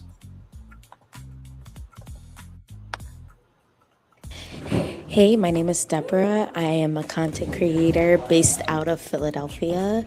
I recently worked with Technically through their fellowship with the American Press Institute to produce a piece of content about ethical businesses in the city. And I was able to highlight 3 incredible ethical businesses.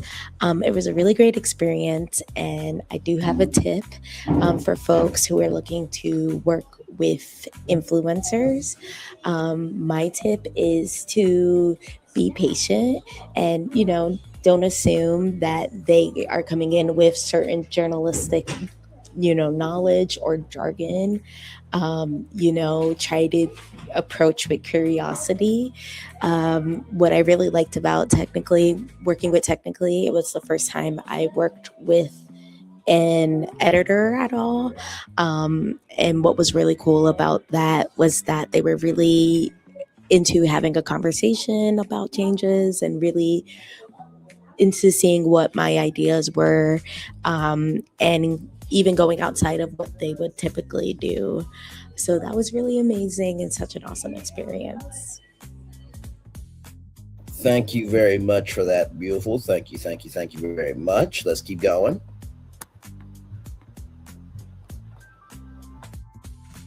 And finally, the biggest lesson, number 5. Meet audiences where they are. Younger audiences aren't seeking journalism. They are stumbling upon it. That means if your newsroom isn't present in their feeds, you're invisible. Creators already live where your audience scrolls. TikTok, Instagram, YouTube, and emerging platforms. They understand each platform's right tone, timing, and trends. Collaborating with them helps journalism feel tailored to those spaces, not import. Adam Dahl, a Lexington fudge maker who partnered with Civil Lex, used humor and candor to explain city budgets, school funding, and development issues. His TikTok videos often reached more people than local outlets covering the same topics. Social media doesn't move on newsroom headlines, he said. Sometimes a post needs to breathe before people really connect with it. That patience and understanding of how community conversations unfold online is something newsrooms can learn from. Dahl's approachable style helped residents engage with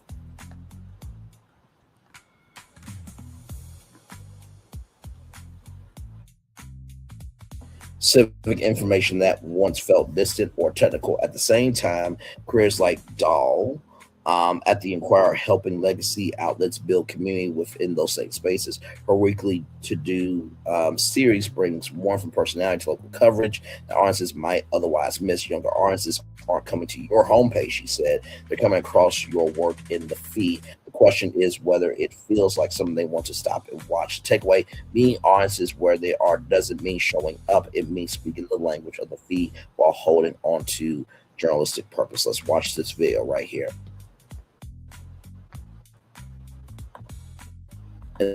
Adam Dahl, everybody.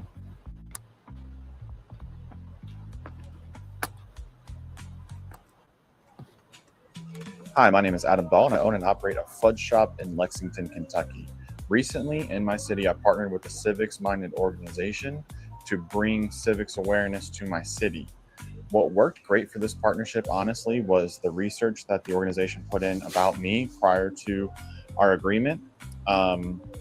They were looking to get some civics-related information out to the public, and they knew that I was already civically engaged with my nonprofit arm of my business. And so the partnership fit well for what I'm already doing in the community. So it wasn't out of turn for me to kind of speak on these issues, but also my brand is kind of tongue-in-cheek, as you can tell maybe a little bit by my sign behind me. So it brought kind of a fresh, fun perspective to what they even admitted kind of maybe a not so exciting topic. So it allowed me to bring some of my energy and humor and just a different spin on some civics things. And we were really able to create some content that resonated well with an audience. They did give me some topics to kind of look at and research, and I was able to pick things on my own that fit not only my brand, but also who I am as a person. I was able to involve my family, my children. So that really helped kind of create a little bit of extra incentive for the audience to see maybe a little bit behind the scenes of my brand. So those are some things that really worked well for us. Just the research that went into it, allowing me to be myself, choose from a list of topics, and kind of give me some direction on what we could do. We also were able to look at some of the analytics for the videos that we did and see which ones were doing well, which ones were doing less well. So the ones that were really doing well, we were able to kind of put a budget behind and promote too. So that's something that really worked well and kind of helped get the word out a little bit more. But those are just some tips that worked great for this partnership, and definitely some things that you all can use moving forward with some of your partnerships in the future.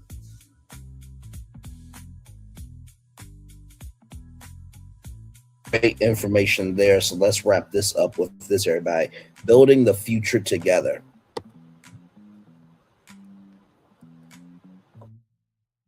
Across every collaboration, one truth stands out. Creators and journalists are are allies in the fight to make trustworthy information relevant. Again, creators bring agility, empathy, and credibility. They understand the psychology of online engagement. Newsrooms bring the discipline of verification, fairness, and accountability. Together, they can build something stronger than either could alone. The 2025 American Press Institute Influencer Cohort has shown that these partnerships can expand reach, strengthen local relationships, and even change how communities perceive journalism. From student newsroom, hang on, let me see here. Sorry, y'all. Oh, there we go. From a student newsroom in Pennsylvania to an indigenous media outlet in Oklahoma, creators helped news organizations test new storytelling forms or formats, and just as importantly, learn new ways of listening. When newsrooms share power, trust creators' instincts, and share authentic voices, they make better content and rebuild community trust. By the way, American Press Institute offered creators a small honorarium to record these videos in recognition of the time and skill these videos require to produce. API, American Press Institute, did not offer input or influence the advice that the creators chose to share in their videos. So there you go. There. Shout out to the American Press Institute. And finally, we're going to end it with this good sister right here.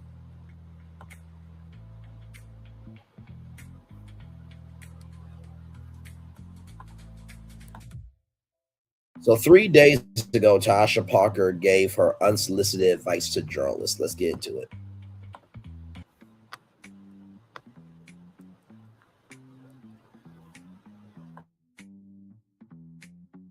Dear journalists still working in traditional media, you should immediately leverage social media. For years, my ability to leverage social media while also earning multiple journalism accolades and doing well at my traditional media job was frowned upon. And now I see why.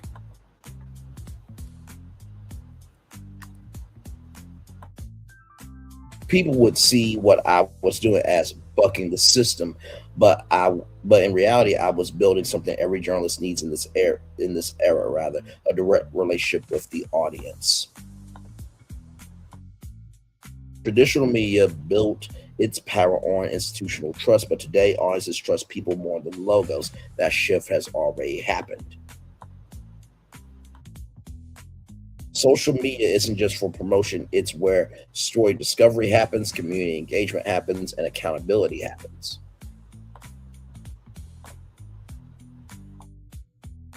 If you're a journalist today and you're not building a social media presence, you are depending entirely on the stability of an industry that is still actively shrinking.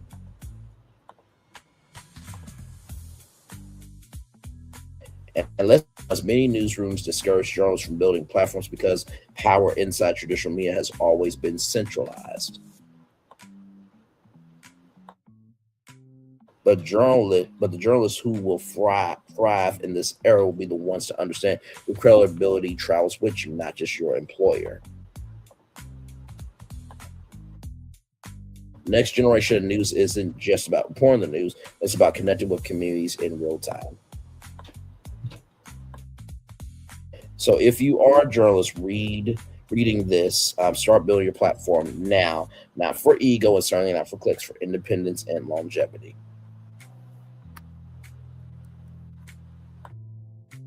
And there you go. So what a great conversation. I hope you guys learned something about the difference between a content creator versus a journalist. And I really wanted to have this conversation because when I saw what Taisha Parker and Kay Wicker brought to the table, I was like, okay, this conversation definitely needs to be expanded onto YouTube. And y'all know we always cover the creator economy. So like I said, to me, my answer, let me say a little big screen, my answer in terms of what a content creator does versus a journalist goes out and does the boots on the ground work of verifying, contextualizing everything from A to Z, and then reporting everything up to where we are now. That is the beginning of journalism and telling what a story is. Content creators are different than journalists in this fashion. We talk about the weight of the story and why it matters, and stretch it out to say how big the story could be and why people need to care about it. So with that being said, I'm going to talk about Karen next. We've done the whole show for over an hour. Yes, we have. We're going to take a little commercial breaky break, and we'll be back with more Braylon Lee's Virtual Tour Live after this. We are live on tour. Like, comment, share, subscribe. We'll be back right after this. Roll it.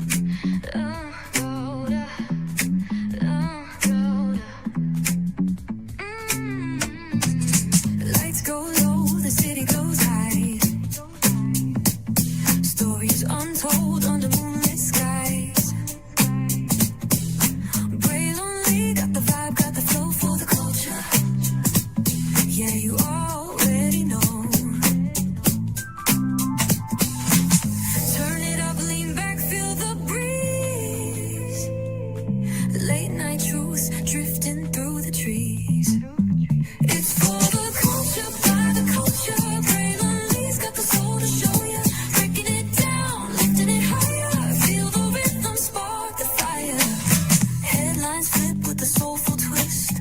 Behind the scenes where the magic sits. It's the heartbeat of the now and the then, where the story starts and never ends. Tune in, lean in, feel the groove. Every moment, a vibe you can't lose. It's for the culture, by the culture. Braylon Lee's got the soul to show ya. Breaking it down, lifting it higher. Feel the rhythm, spark the fire.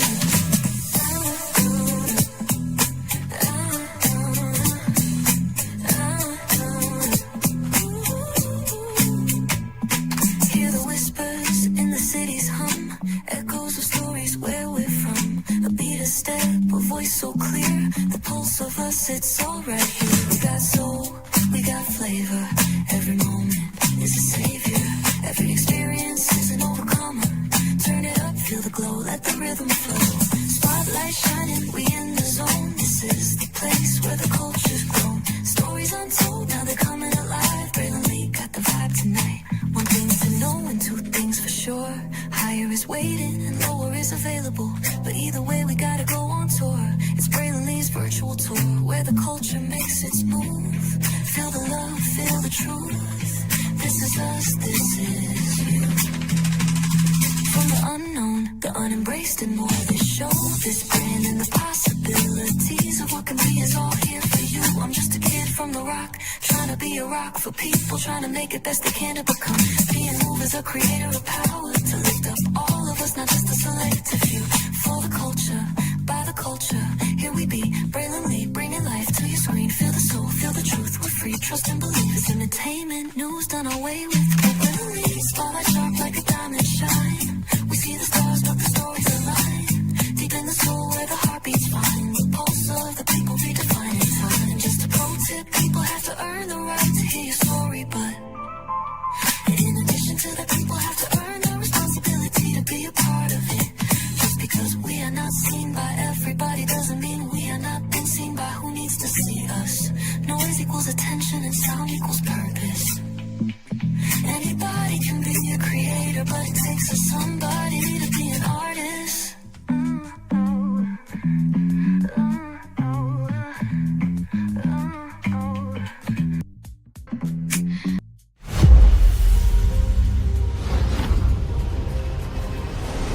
Beyond this gate, find gardens green and epic worlds to fill your dreams.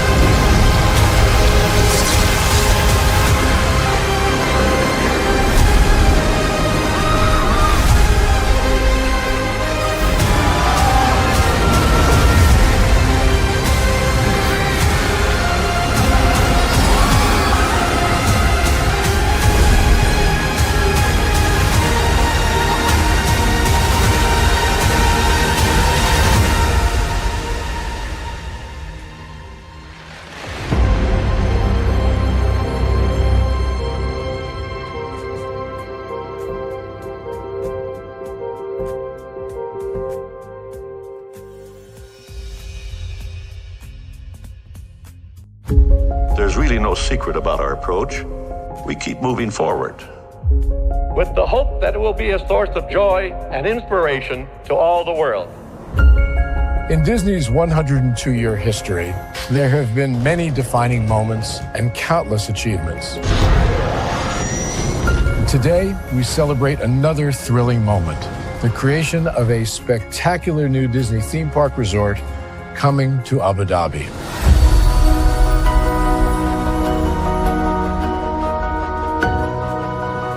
Abu Dhabi is a place where heritage meets innovation, a place where we preserve our past while designing the future.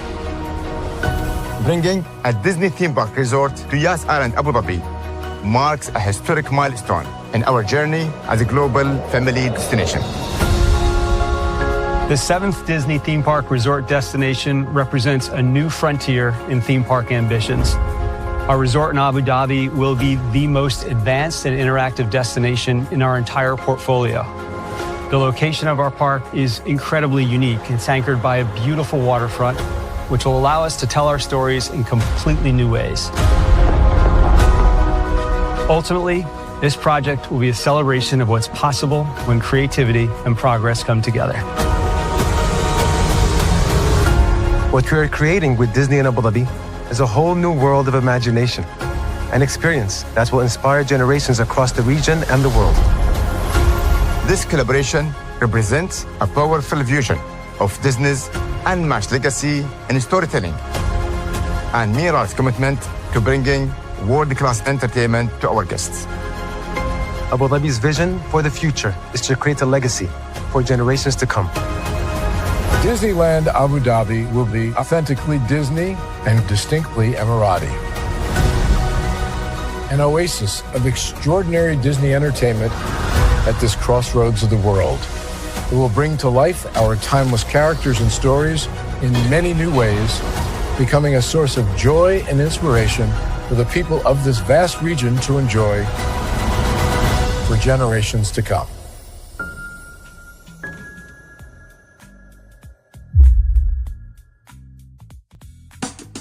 Caesar. Just look at him. Politician. General. Author.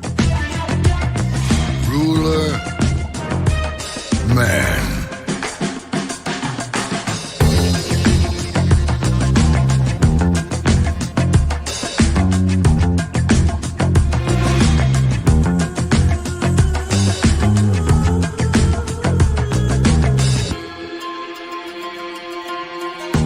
Legend has it, he's not only stared into the belly of the beast,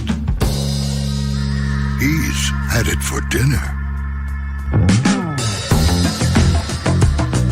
Here he's free to relax, or party, or relax, or party, or relax, and party. His is a world of opulence, excess, and the occasional impulse buy.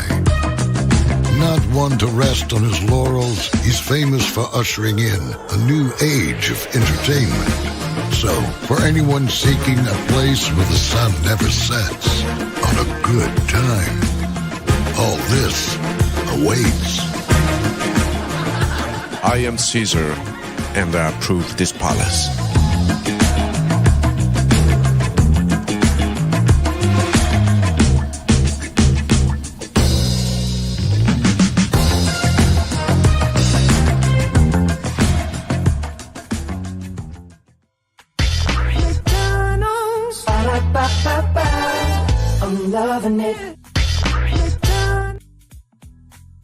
I'm loving you right back. Welcome back into Braylon Lee's virtual tour live. Everybody, thank you so much for being here with me. By the way, shout out to LSU. They were also in the NCAA March Madness tournament.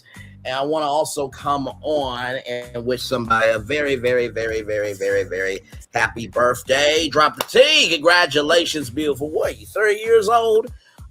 Your stature the energy of how you move and the frequency of how you go about things is nothing but a delight, a joy, and a wonder to see. Congratulations to you for still being upon the earth. Happy birthday. I hope all your dreams, wishes, everything in between comes true. Drop the T. It's very, very, very, very good people. Like, comment, and share. Like, comment, share, and subscribe to Drop the T. So happy birthday, gorgeous, and love you very much. So I wanted to come on camera and say that there. So we'll rest here for a little bit until the 2-hour mark, probably 2 hours and 3 minutes. And then we'll head on out here. But what a great show this evening. You know, I really didn't know how the show was going to really go with this, because I feel that, and I've applied to a lot of places with my YouTube channel, and I think I'm in an interesting space, because I feel that on one hand, I am a content creator, right? But on the other hand, some people could say, oh no, he a journalist. He goes out, he does the research, he verifies, he contextualizes, and he reports. But where I say I'm a content creator is being able to create new conversation every single day and to create space for engagement and to be able to have the bandwidth to expand different tints of fandoms and curiosities and interests in a of a magnitude of this energy that's different than being a journalist. So, yes, indeed. So we'll take it all the way up to probably 2 hours here, and then get ready to. I know I said 2 hours and 3 minutes, y'all, but that's really it. That's all I got. Like if you didn't get my perspective for about 2 hours, I don't know what to tell you. But what a great live. Thank you to Florentine for being here, and also to the one, the only Wente Talks. Love you. Value. Appreciate you. So, yes, indeed. There. And listen, if you want to be a content creator, I hope that this video kind of helps you to see what content creator is all about, what journalists is all about, and hopefully you learn that there is space for both. You know what I mean? It's funny because journalists, I look at journalists like Walt Disney Imagineering, and then content creators as Walt Disney Creative Engineering, right? So we need each other. You know what I mean? One can't work without the other. So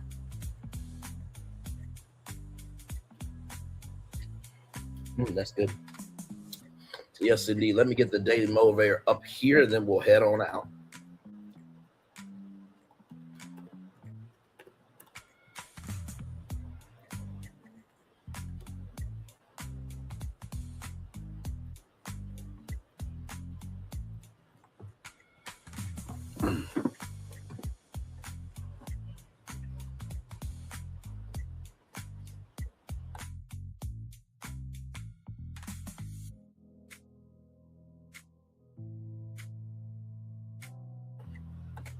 Management is doing things right. Leadership is doing the right things. Management is doing things right. Leadership is doing the right things. Management is doing things right. Leadership is doing the right things. Peter Drucker. Very wise words there. Let's get into it. It's time for the day motivator for March 20th, 2026. Here we go.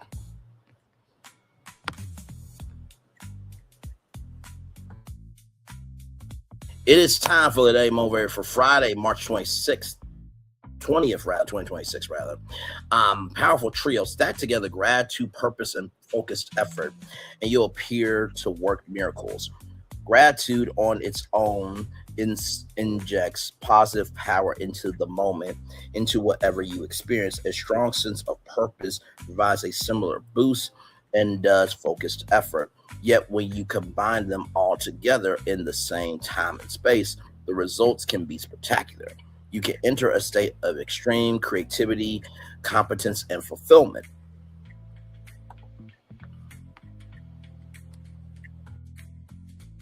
Gratitude connects you to abundance. Purpose enables you to make meaningful use of the abundance, and focused effort keeps the good work on track and moving forward.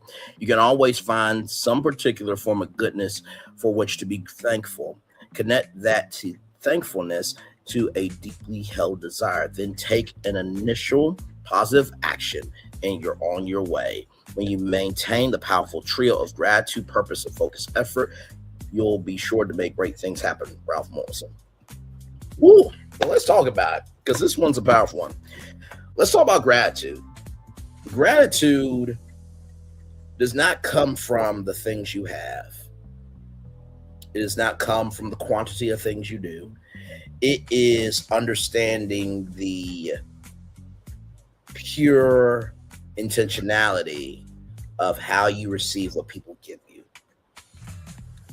Every person who has ever viewed a video, a short, or a tour, from the bottom of my heart, I am genuinely full of gratitude. Because this path is quite different than most. This channel is different than most. The content we do is different than most. And so sometimes you have to be comfortable with being still to yourself, of yourself, and by yourself. But within that, there is a joy to know that you are fully responsible for what you create. And because you are fully responsible for what you create, you control the tone. And that tone can be powerful or insignificant based on what you give. So that's the first thing I want to talk to you about gratitude. The second thing about purpose. You know how I always say, you know, princes and princesses do anything for attention. Kings and queens do things for a purpose. Doing things for a purpose does not mean you're always speaking about your purpose. It means you're executing it, right? And I can tell you that the strongest people in any community are not the loudest ones, but it's the ones that are the strongest in executing their voice and saying what needs to be said, standing on business, and elevating and understanding the crown that they wear. And when you put that crown on, there are responsibilities. If you can't carry those responsibilities, sometimes it's important to take the crown off.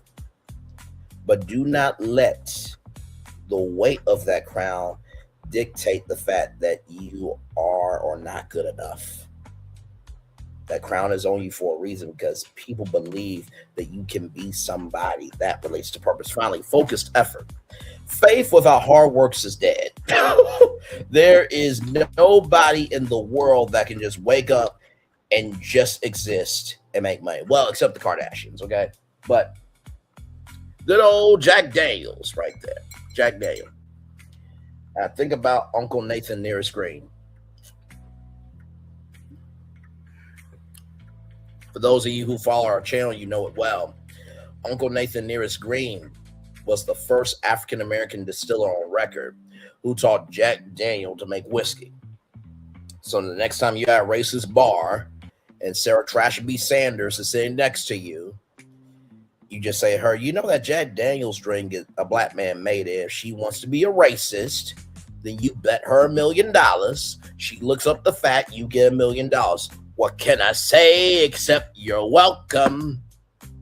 But also remember, focused effort takes time. We have lost the privilege of what it is to do the work. As I'm saying it to you, I'm saying to myself, because there's some things where I'm like, no, I should be right where I should be at the level I'm supposed to be at. But guess what? Just because you're not there doesn't mean God's not working behind the scenes to take you higher than where you think you should be. And with that being said, everybody, it's time for the best outro on YouTube. Know what you do and do what you know. Never say one point special because you always want a blessing and trust. You may not be where you want to be, but by the end of it, you'll be where you need to be. Do what you've been chosen to do. Well, that's one thing they call yourself. It's nothing to be chosen. One love, much love, all love. I have spent time with you. You have spent time with me. And hopefully by spending time together, we're awesome, great together. Always remember we're doing radio, television, YouTube, living your best life, or you're just recognizing that, hey, listen, just because you're on YouTube and somebody's on Good Morning America, y'all are both evolving the culture. Whether you are expanding the culture on YouTube and on social media, or You're just showcasing that, hey, listen, there are many stories out there that content creators are giving weight, but here is why we're pushing it in front of you when you're doing it. When you're doing it, being about and displaying what can be. And I will say this, linear television showcases what people could be curious about. Streaming reflects what people embrace. Linear television showcases what people could be curious about. Streaming reflects what people embrace. So what am I saying to you? Good Morning America, today, CBS Mornings, they reflect what America could be curious about. But what social media does, it reflects what people are embracing. So recognize with what you do. Hey, Justine Bell, good to see you, my friend. Recognize with what you do on social media, you are part of showcasing what people embrace. That's a powerful, powerful thing. Hey, Justine Bell, good to see you, my friend. How are you? I hope all is well with you. We've just been here chilling. Been talking about the difference between content creators and journalists. Very, very powerful breakdown town hall. I hope you're doing well. Justine Bao knows me from my early days on YouTube, and Justine Bao has always been on the battlefield, pun intended, with good energy, a good heart, and just a very, very good energy. So love you, love you, love you, love you, value, value, value, appreciate you, appreciate you, appreciate you.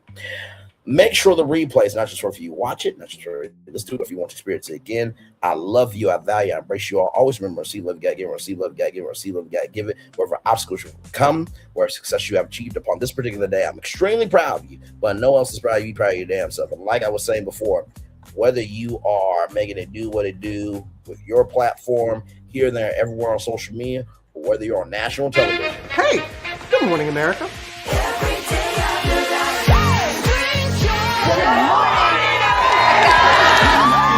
Good morning, America. Good morning, America. Good morning, America.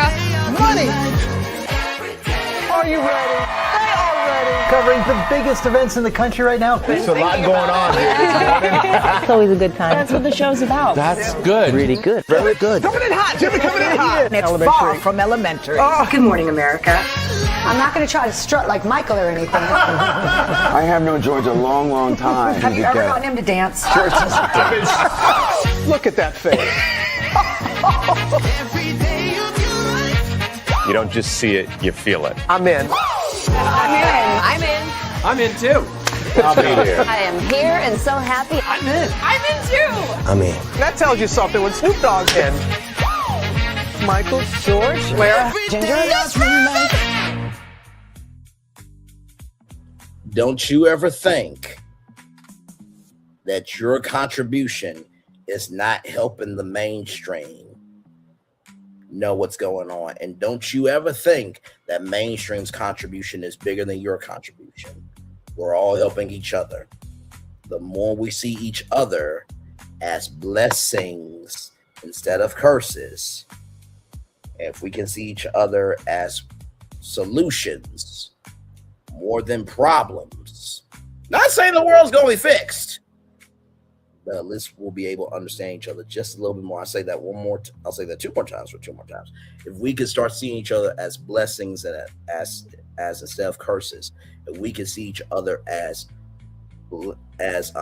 solutions rather than problems, and if we can see each other that, hey, maybe you ring the bell and I sound the alarm, we're stronger together than we are apart. Commercial break and fireworks are coming your way for the day that was, for the day that has come, for the blessings that are on the way for you, me, and all of us as a society, as a people, as a culture. I feel the love. It's in the right back to you. Drop the T. Happy birthday to you, gorgeous. Enjoy your weekend, darling. Enjoy your weekend. Enjoy your weekend. Love you. Love you all. I'll see you very, very soon. Good night, everybody. Love you. Bye-bye.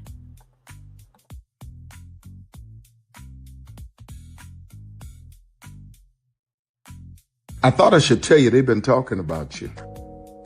Yeah, they've been talking about you. They've been talking about the fact that they've done everything they could to stop you and everything they could to block you, but you still win. They've been talking about the fact that they have undermined your success and they have tried to sabotage your seasons, but you keep winning. They've been talking about the fact that even though they don't like each other, they get together to try to kill you, but you keep winning. They've been talking about the fact that you were voted least likely to succeed, but like cream, you keep rising to the top. They've been talking about how they tried to burn your world down, but like the phoenix, you rose from the ashes. They've been talking about you. And you know what they say? Oh, she's just lucky. He's just lucky. But no, you ain't lucky. You're anointed. You got something on you. You got favor on you. You got power on you. You were born to win. Now they can call it luck, but it's grace. They can call it luck, but it's favor. But whatever they call it, it doesn't matter, because you know what God calls you? Do you know what God calls you? A winner. I thought I should tell you they've been talking about you. Yeah, they've been talking about you. They've been talking about the fact that they've done everything they could to stop you and everything they could to block you, but you still win. They've been talking about the fact that they have undermined your success and they have tried to sabotage your seasons, but you keep winning. They've been talking about the fact that even though they don't like each other, they get together to try to kill you, but you keep winning. They've been talking about the fact that you were voted least likely to succeed, but like cream, you keep rising to the top. They've been talking about how they tried to burn your world down, but like the phoenix, you rose from the ashes. They've been talking about you. And you know what they say? Oh, she's just lucky. He's just lucky. But no, you ain't lucky. You're anointed. You got something on you. You got favor on you. You got power on you. You were born to win. Now they can call it luck, but it's grace. They can call it luck, but it's favor. But whatever they call it, it doesn't matter, because you know what God calls you? Do you know what God calls you? A winner. I thought I should tell you they've been talking about you. Yeah, they've been talking about you. They've been talking about the fact that they've done everything they could to stop you and everything they could to block you, but you still win. They've been talking about the fact that they have undermined your success and they have tried to sabotage your seasons, but you keep winning. They've been talking about the fact that even though they don't like each other, they get together to try to kill you, but you keep winning. They've been talking about the fact that you were voted least likely to succeed, but like cream, you keep rising to the top. They've been talking about how they tried to burn your world down, but like the phoenix, you rose from the ashes. They've been talking about you. And you know what they say? Oh, she's just lucky. He's just lucky. But no, you ain't lucky. You're anointed. You got something on you. You got favor on you. You got power on you. You were born to win. Now they can call it luck, but it's grace. They can call it luck, but it's favor. But whatever they call it, it doesn't matter, because you know what God calls you? Do you know what God calls you? A winner. Good evening. My name is Mark Woodbury. I'm the chairman and CEO of Universal Destinations and Experiences. Well, we're finally here. Tomorrow we begin a new chapter at Universal Orlando Resort as we open Epic Universe. We built this place for you. I want to thank you, our fans, for your love of our stories, characters, and immersive experiences that inspired this incredible place. Epic Universe represents over 8 years of meticulous planning, immense creativity, and innovation, combined with unmatched craftsmanship and operational excellence on the part of thousands of people who have brought to life the stories and characters that live beyond each of Epic's portals. But it represents so much more. Your love of Universal and the deep connections we've shared together here in Orlando over the past 30 years inspired us to dream bigger and to push the boundaries to create something extraordinary for you and for generations of fans and families to come. And tomorrow, as we open Epic Universe, I can't wait for you to experience this place for yourself. Now it's your turn to step inside, to lose yourself, and to share this place with the ones you love most. As we open this park, we hope your world becomes a little more epic. Tomorrow, Epic Universe becomes yours.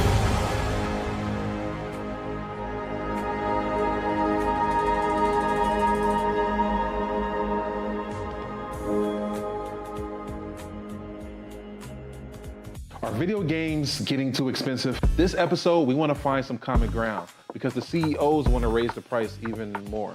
Not with these broken-ass games. $5 million.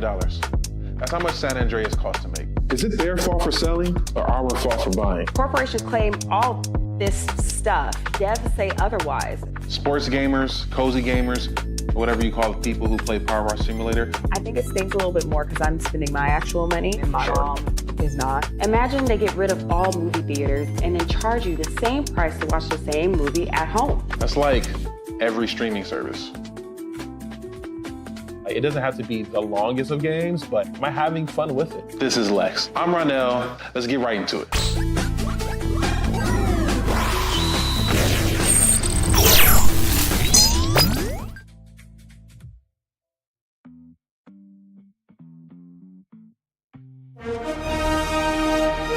Prepare for a journey beyond imagination, beyond belief, beyond anything you've experienced before.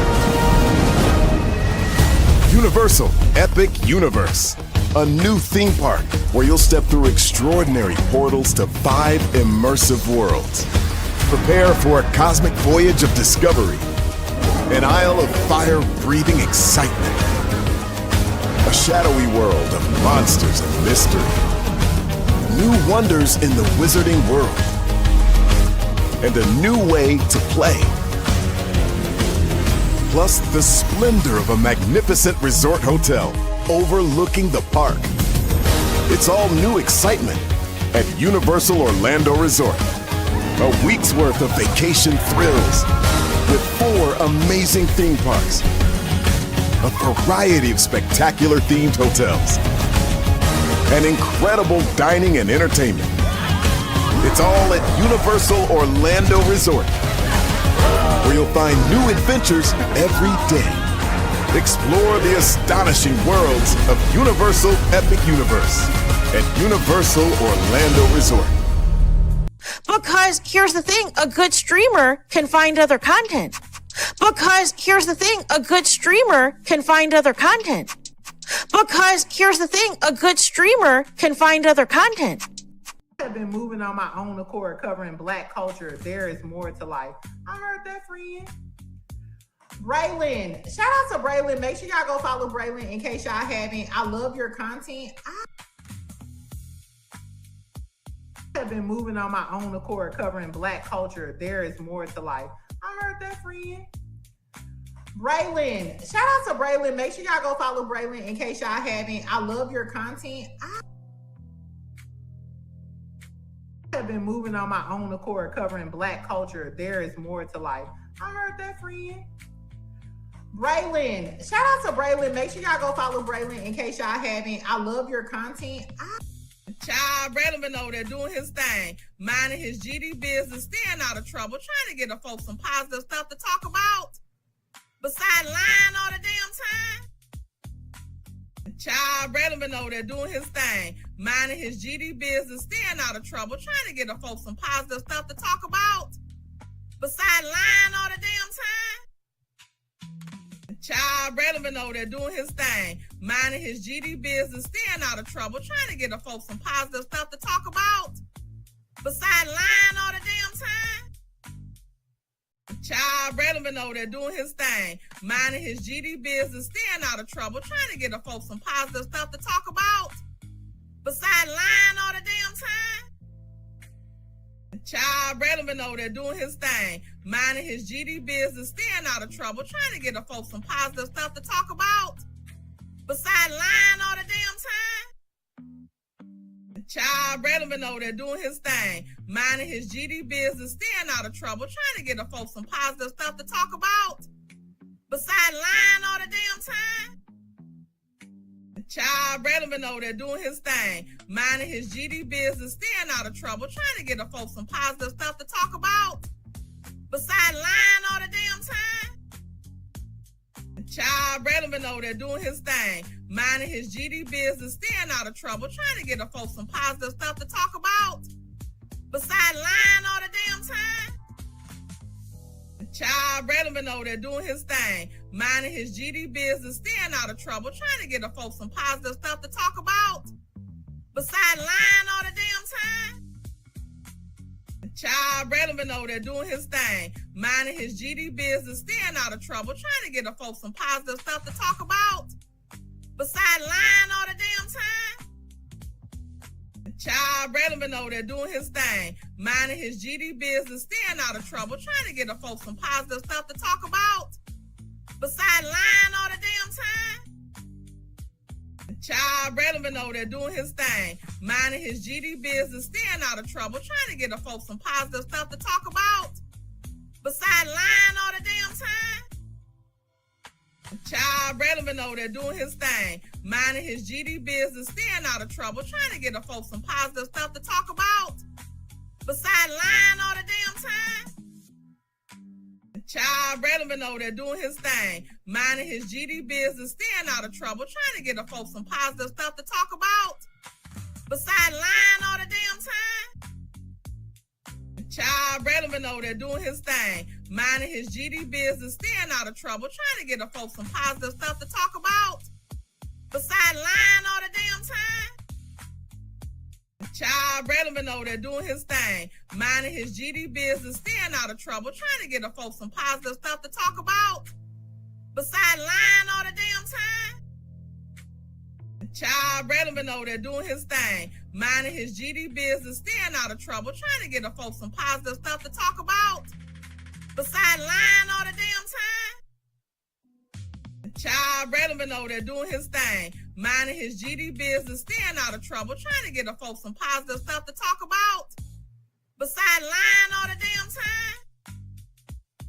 Child, Braylon been over there doing his thing, minding his GD business, staying out of trouble, trying to get the folks some positive stuff to talk about. Besides lying all the damn time. Minding his GD business, staying out of trouble, trying to get the folks some positive stuff to talk about. Besides lying all the damn time. Child, Braylon been over there doing his thing, minding his GD business, staying out of trouble, trying to get the folks some positive stuff to talk about. Besides lying all the damn time. Child, Braylon been over there doing his thing, minding his GD business, staying out of trouble, trying to get the folks some positive stuff to talk about. Besides lying all the damn time. Child, Braylon been over there doing his thing, minding his GD business, staying out of trouble, trying to get the folks some positive stuff to talk about. Besides lying all the damn time. Child, Braylon been over there doing his thing, minding his GD business, staying out of trouble, trying to get the folks some positive stuff to talk about. Besides lying all the damn time. Child, Braylon been over there doing his thing, minding his GD business, staying out of trouble, trying to get the folks some positive stuff to talk about. Besides lying all the damn time. Child, Braylon been over there doing his thing, minding his GD business, staying out of trouble, trying to get the folks some positive stuff to talk about. Besides lying all the damn time. Child, Braylon been over there doing his thing, minding his GD business, staying out of trouble, trying to get the folks some positive stuff to talk about. Besides lying all the damn time. Child, Braylon been over there doing his thing, minding his GD business, staying out of trouble, trying to get the folks some positive stuff to talk about. Besides lying all the damn time. Child, Braylon been over there doing his thing, minding his GD business, staying out of trouble, trying to get the folks some positive stuff to talk about. Besides lying all the damn time. Child, Braylon been over there doing his thing, minding his GD business, staying out of trouble, trying to get the folks some positive stuff to talk about. Besides lying all the damn time. Child, Braylon been over there doing his thing, minding his GD business, staying out of trouble, trying to get the folks some positive stuff to talk about. Besides lying all the damn time. Child, Braylon been over there doing his thing, minding his GD business, staying out of trouble, trying to get the folks some positive stuff to talk about. Besides lying all the damn time. Child, Braylon been over there doing his thing, minding his GD business, staying out of trouble, trying to get the folks some positive stuff to talk about. Besides lying all the damn time. Child, Braylon been over there doing his thing, minding his GD business, staying out of trouble, trying to get the folks some positive stuff to talk about. Besides lying all the damn time. Child, Braylon been over there doing his thing, minding his GD business, staying out of trouble, trying to get the folks some positive stuff to talk about. Besides lying all the damn time. Child, Braylon been over there doing his thing, minding his GD business, staying out of trouble, trying to get the folks some positive stuff to talk about. Besides lying all the damn time. Child, Braylon been over there doing his thing, minding his GD business, staying out of trouble, trying to get the folks some positive stuff to talk about. Besides lying all the damn time. Child, Braylon been over there doing his thing, minding his GD business, staying out of trouble, trying to get the folks some positive stuff to talk about. Besides lying all the damn time. Child, Braylon been over there doing his thing, minding his GD business, staying out of trouble, trying to get the folks some positive stuff to talk about. Besides lying all the damn time.